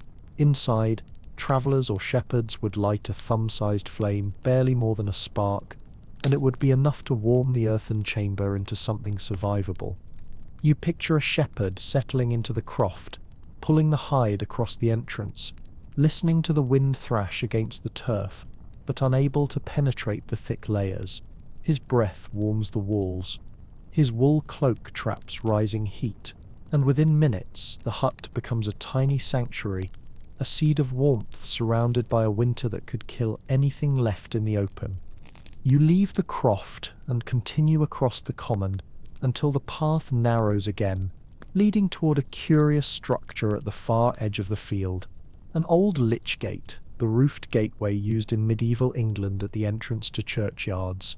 Its wooden frame stands crooked beneath the weight of centuries, the stone slabs beneath it glazed with frost, but even now you can sense the small, subtle refuge it provided. You walk beneath the gate and feel an astonishing difference. The wind cuts off, the air stills, and the cold loses its bite for a moment. In medieval times, travellers sometimes slept beneath lich gates when caught between villages. They were sacred, sheltered places, always left open, always waiting. The roof overhead kept snow from falling directly on a sleeper, and the stone walls at the sides blocked enough wind to make shallow rest possible. You imagine someone bedding down here centuries ago, using their cloak as both mattress and blanket, tucking their feet close to the stone base, leaning their head against the wooden post while listening to the distant tolling of a church bell carried on the wind. This kind of sleep was not comfortable, but it was safe enough, sheltered enough, guarded by the boundary between sacred and ordinary space. You step out from under the gate and follow a faint, icy track that leads toward a cluster of dark silhouettes on the horizon, another hamlet or perhaps the outskirts of a larger village. As you draw nearer, you see smoke rising faintly from one chimney, a thin, ghostly line that curves into the night. But what catches your attention is something else. A small, detached building stands apart from the cottages. It is narrow, long, with a low roof and thick walls, a medieval brew house or storage house. You step inside, and once again the air surprises you. These buildings, used for brewing ale or storing malt, were warmed regularly by heating water and boiling grain. After the day's work, the warmth lingered in the thick stone walls long into the night. Workers often stayed here to avoid the bitter walk home across frozen fields. You imagine a brewer sitting near the cooling vat, rubbing tired hands together, feeling the leftover heat radiating from the stones, while he drifts into a careful, watchful sleep. On especially cold nights, neighbours might gather here too, sharing stories or taking turns tending the embers of a small fire. Even here, far from feather beds or thick wool blankets, medieval people built small pockets of warmth with their labour. You walk out of the brew house and follow the lane past the sleeping cottages. Frost glitters along every windowsill, forming tiny crystalline forests where the breath of the sleepers inside has met the cold from outside. You imagine the families behind those walls lying shoulder to shoulder, their breaths rising in soft clouds, blankets layered high, fire banked low, walls muffled with wool. They are deep in their segmented winter sleep, the kind that stretches across long nights like a gentle arc. And then, beyond those cottages, you notice something else. Something quiet, something humble, something that reveals yet another forgotten truth about medieval rest. A small, dark shape nestled against a stone wall, a doghouse, or perhaps a makeshift animal shelter. You kneel beside it and gently brush frost away, revealing a hollow lined with old straw and packed earth. Dogs, companions, guards, working partners slept here. but in the coldest winters they often slept with their owners. A dog's warmth could raise the temperature of a straw bed by several degrees. Medieval people understood this instinctively. They shared warmth not only with one another, but with the animals that shared their lives. You picture a family inviting their dog inside on a night like this, burying their hands in its thick fur, feeling its steady breath against their legs as they drift into the second sleep of the night. Every creature had a role. Every body produced heat. Every breath mattered. As you stand again and take in the stillness of this tiny winter hamlet, you realize you are tracing not just the ways people slept, but the ways they refused to surrender to the cold. Every method was a whispered agreement with the night. We will survive you together, inch by inch. You continue through the sleeping hamlet, letting the frost-coated silence wrap around you like a second cloak. And as you move beyond the last cottage, the land opens once more into rolling fields striped with pale moonlight. The cold deepens here, not suddenly but steadily, like a tide rising around your ankles, and the air grows sharper as you make your way along a gentle ridge. Ahead, dark shapes emerge slowly from the ground, the outlines of old ridge tents, temporary shelters used by shepherds, woodcutters, and night watchmen. These aren't tents in the modern sense. They were simple frames covered with woolen cloths or oiled skins, pitched low to the ground so the wind rolled over them rather than through them. Most have collapsed now, leaving only the wooden ribs sticking through the snow like bones. But as you crouch beside one, brushing frost from the frame, you can almost reconstruct it in your mind. You imagine a medieval night watchman slipping inside on a night like this one, the cloth pulled tight around the frame, the interior barely large enough for him to curl within. His breath warms the small space quickly, the low ceiling trapping his heat. He removes his boots to keep his toes from freezing and wraps them in his cloak, then presses his back against one side of the tent while the wind hisses just beyond the fabric. Sleep comes in thin slices, never deep, never careless, but the tent offers just enough warmth for him to see the night through. You rise and continue walking along the ridge until the land drops into a shallow valley where a cluster of stones stands arranged in a half circle. At first you think they're remnants of foundations, but as you approach you recognize their shape. A shepherd's fire ring used for centuries by men who guarded flocks through winter nights. Snow gathers inside the ring now, soft and untouched, but when you kneel beside the stones, your hand finds soot blackening their inner faces. These stones once held heat. They once listened to stories. They once sheltered sleepers. You picture a shepherd tending a small fire in this ring, his face glowing in the shifting amber light, while sheep huddled close behind him. When the fire burned low, he would lie with his back against one of the warmer stones, letting its lingering heat seep into his coat. His dog would curl beside him, its fur thick with winter resilience, its body a source of heat as reliable as any fire. The two would drift into a kind of shared rest, light, alert, rhythmic, shaped by the pulse of flames and the edge of the cold. You continue down the valley floor until the ground becomes marshy again. Though frozen now into hardened earth, ahead, partially hidden beneath a snowdrift, you see the wooden structure of a medieval cart shed, a place where wagons were stored to protect them from the elements. It is open on one side, the roof sagging, but as you step beneath it, the wind disappears completely. You feel the difference instantly. Shelters didn't always need warmth, they just needed to stop the cold from stealing a sleeper's breath. You picture a traveller arriving here after dark, his hands stiffened from holding the reins, his horse steaming gently in the frosty air. He would lead the horse beneath the roof, rub warmth into its neck, then spread his cloak on the frozen ground and lie down beside the animal. Horses generate enormous heat, far more than humans, and medieval travellers relied on them as living furnaces during brutal winters. You imagine the man resting with his head against his saddle, the horse lowering itself to the ground, exhaling warm clouds into the sharp air. The space becomes a temporary sanctuary, a low, quiet pocket of survivable cold. When you leave the shed and walk back into the open, the night feels even colder for a moment, the kind of cold that makes your breath crackle at the edges. but the path continues downward toward a darker patch of the valley where thick blackthorn bushes grow in dense clusters. Their branches twist together so tightly that the wind can barely pass, and as you approach, you sense instantly why this place mattered. You push aside a curtain of thorny branches, careful not to snag your coat, and slip into the hollow beneath them. The temperature shifts noticeably. The air becomes still, thick, almost hushed. Even the snow at your feet feels different, less crusted, more powdery. These thickets served as natural winter shelters, used by poachers, shepherd boys, and farmers caught unexpectedly by nightfall. You picture a young farmhand scrambling into this hollow during a storm centuries ago, shaking snow from his hair, clutching a bundle of firewood to his chest.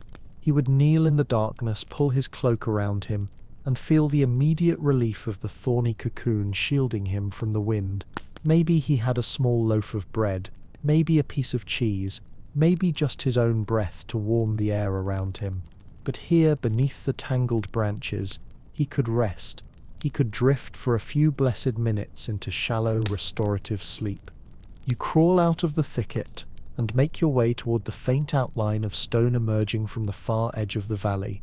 A low, long structure with a deeply slanted roof. An old byre once used to shelter cattle during winter. The door hangs crooked, but when you push it open, you step into a cavern of lingering warmth. Even ruined, the byre feels different. Its walls thick, its air still faintly scented with hay, its floor slightly raised. Byres were among the warmest places in a medieval village because cattle, dozens of them, generated immense body heat. People slept here often during the coldest winters, especially children or the elderly. You imagine the scene vividly. Cows shifting in their stalls, their breath rising in steaming clouds, their hooves scraping gently against stone. A child curled on straw in the corner, wrapped in a wool blanket, dozing peacefully in an environment that felt more like a living hearth than a barn. And you realize something important as you step back into the night. In medieval England, sleep was not a location. It was a strategy, a shifting dance between cold and warmth, a negotiation with the night. A collection of small refuges, each one offering just enough to get a body through the hours when the world tried its hardest to hold still. Ahead of you, the land rises toward a line of distant cottages barely visible in the moonlight. You climb out of the valley and onto a long, sloping hillside where the wind gathers itself into low, steady breaths that slide across the snow like a living thing. The landscape widens again, turning into an open sweep of moonlit white that stretches so far. It feels almost like another world, empty, quiet, untouched. But as you walk across it, you sense traces of people who once crossed this same ground in winters far colder than your own. Midway up the slope, you notice long, parallel mounds beneath the snow, old agricultural terraces carved centuries ago by peasants who shaped the land with their hands and oxen. These terraces now create subtle ridges where snow settles unevenly, forming alternating bands of hard crust and soft drifts. You step carefully, feeling how the cold behaves differently in each depression. Even now, the land teaches its own lessons. Warm air settles in some folds, wind coils in others. Frost collects where shadows linger longest. As you crest the hill, your eye catches the faint silhouette of a boundary stone, taller than a man, planted firmly into the earth. These stones marked property lines, village borders, or ancient routes. Many travelers used them as landmarks, and on nights like this as windbreaks. You walk toward one and place your hand upon its surface. The stone is freezing, but behind it the wind dies instantly.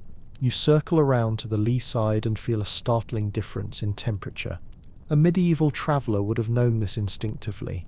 You imagine someone kneeling here, pulling their cloak tight, using the boundary stone as a shield. It would not warm them, but it would let them survive long enough to reach the next patch of shelter. From this high point, the land falls gently into a small valley where you see the dark outline of an elm grove, a place where medieval villagers often gathered fallen branches for firewood. You descend the slope, the snow whispering beneath your steps. and as you approach the trees, the world grows noticeably softer. The wind skims over the treetops instead of plunging to the ground, and the air beneath the elms carries an unexpected softness. You walk among the trunks and imagine woodcutters resting here after hours of gathering winter fuel. They would lean their saws against the trees, drop their heavy bundles of wood, and sit on low stumps or piles of brush. Sometimes they slept, curled tightly within their cloaks, taking brief, precious moments of warmth before continuing across frozen fields with their loads. Their sleep was not peaceful, but it was functional, a tool, a strategy. You move deeper into the grove and discover what looks like a shallow depression in the ground, ringed with a half-circle of stones. When you brush the snow away, you uncover the outline of an old fire pit, long abandoned now but once used by village boys watching livestock or young apprentices gathering kindling. The pit is small, no wider than your shoulders, and surrounded by a low stone wall that would have trapped warmth. You crouch inside it and feel how even a small flame would have turned this into a pocket of survivable heat. Children might have warmed their hands here, or slept in short bursts beside the embers, using the heat-soaked stones to rest through the coldest part of the night. These memories cling to the earth like faint fingerprints, barely visible but undeniably present. As you leave the grove, the path leads you toward a small ruined grain kiln, a circular stone structure built into a hillside. The kiln would have been used for drying grain, and in winter long after the last harvest, it still held residual warmth. You step inside, and though the structure is empty now, a curved stone interior rises around you, creating a natural chamber. The air here feels different, denser, stiller, as though the kiln is whispering remnants of heat it once held. You imagine families gathering in this space after using the kiln earlier in the day, sitting close to the warm stones while snow fell heavily outside. Children might nap here, the curved walls blocking drafts, the lingering heat soothing tired limbs. It was not a bed, but it was warmth, and warmth was everything.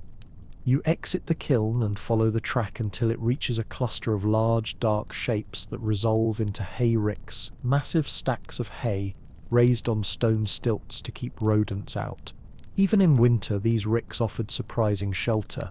Hay absorbs heat during the day and releases it slowly at night. You step closer, placing your palm against the frozen outer layer, and imagine how someone could burrow beneath the lower edges, into the warmer heart of the mound. You see it clearly, a shepherd tucking himself into the hollow beneath the hay, his dog squeezing beside him, both of them wrapped in wool cloaks. Snow falls quietly outside, but inside the hay hollow, the wind is gone. The scent of dried grass becomes a blanket all its own. Their body heat warms the compressed hay, creating a tiny, imperfect but life-saving den. This kind of sleep was almost animal-like, a return to instinct, to survival rooted in shared warmth with the land itself. As you walk beyond the hay ricks, the night opens again, revealing a long pack-horse trail leading toward the distant glow of another village. The faint lights shimmer through the cold air like sparks suspended in glass.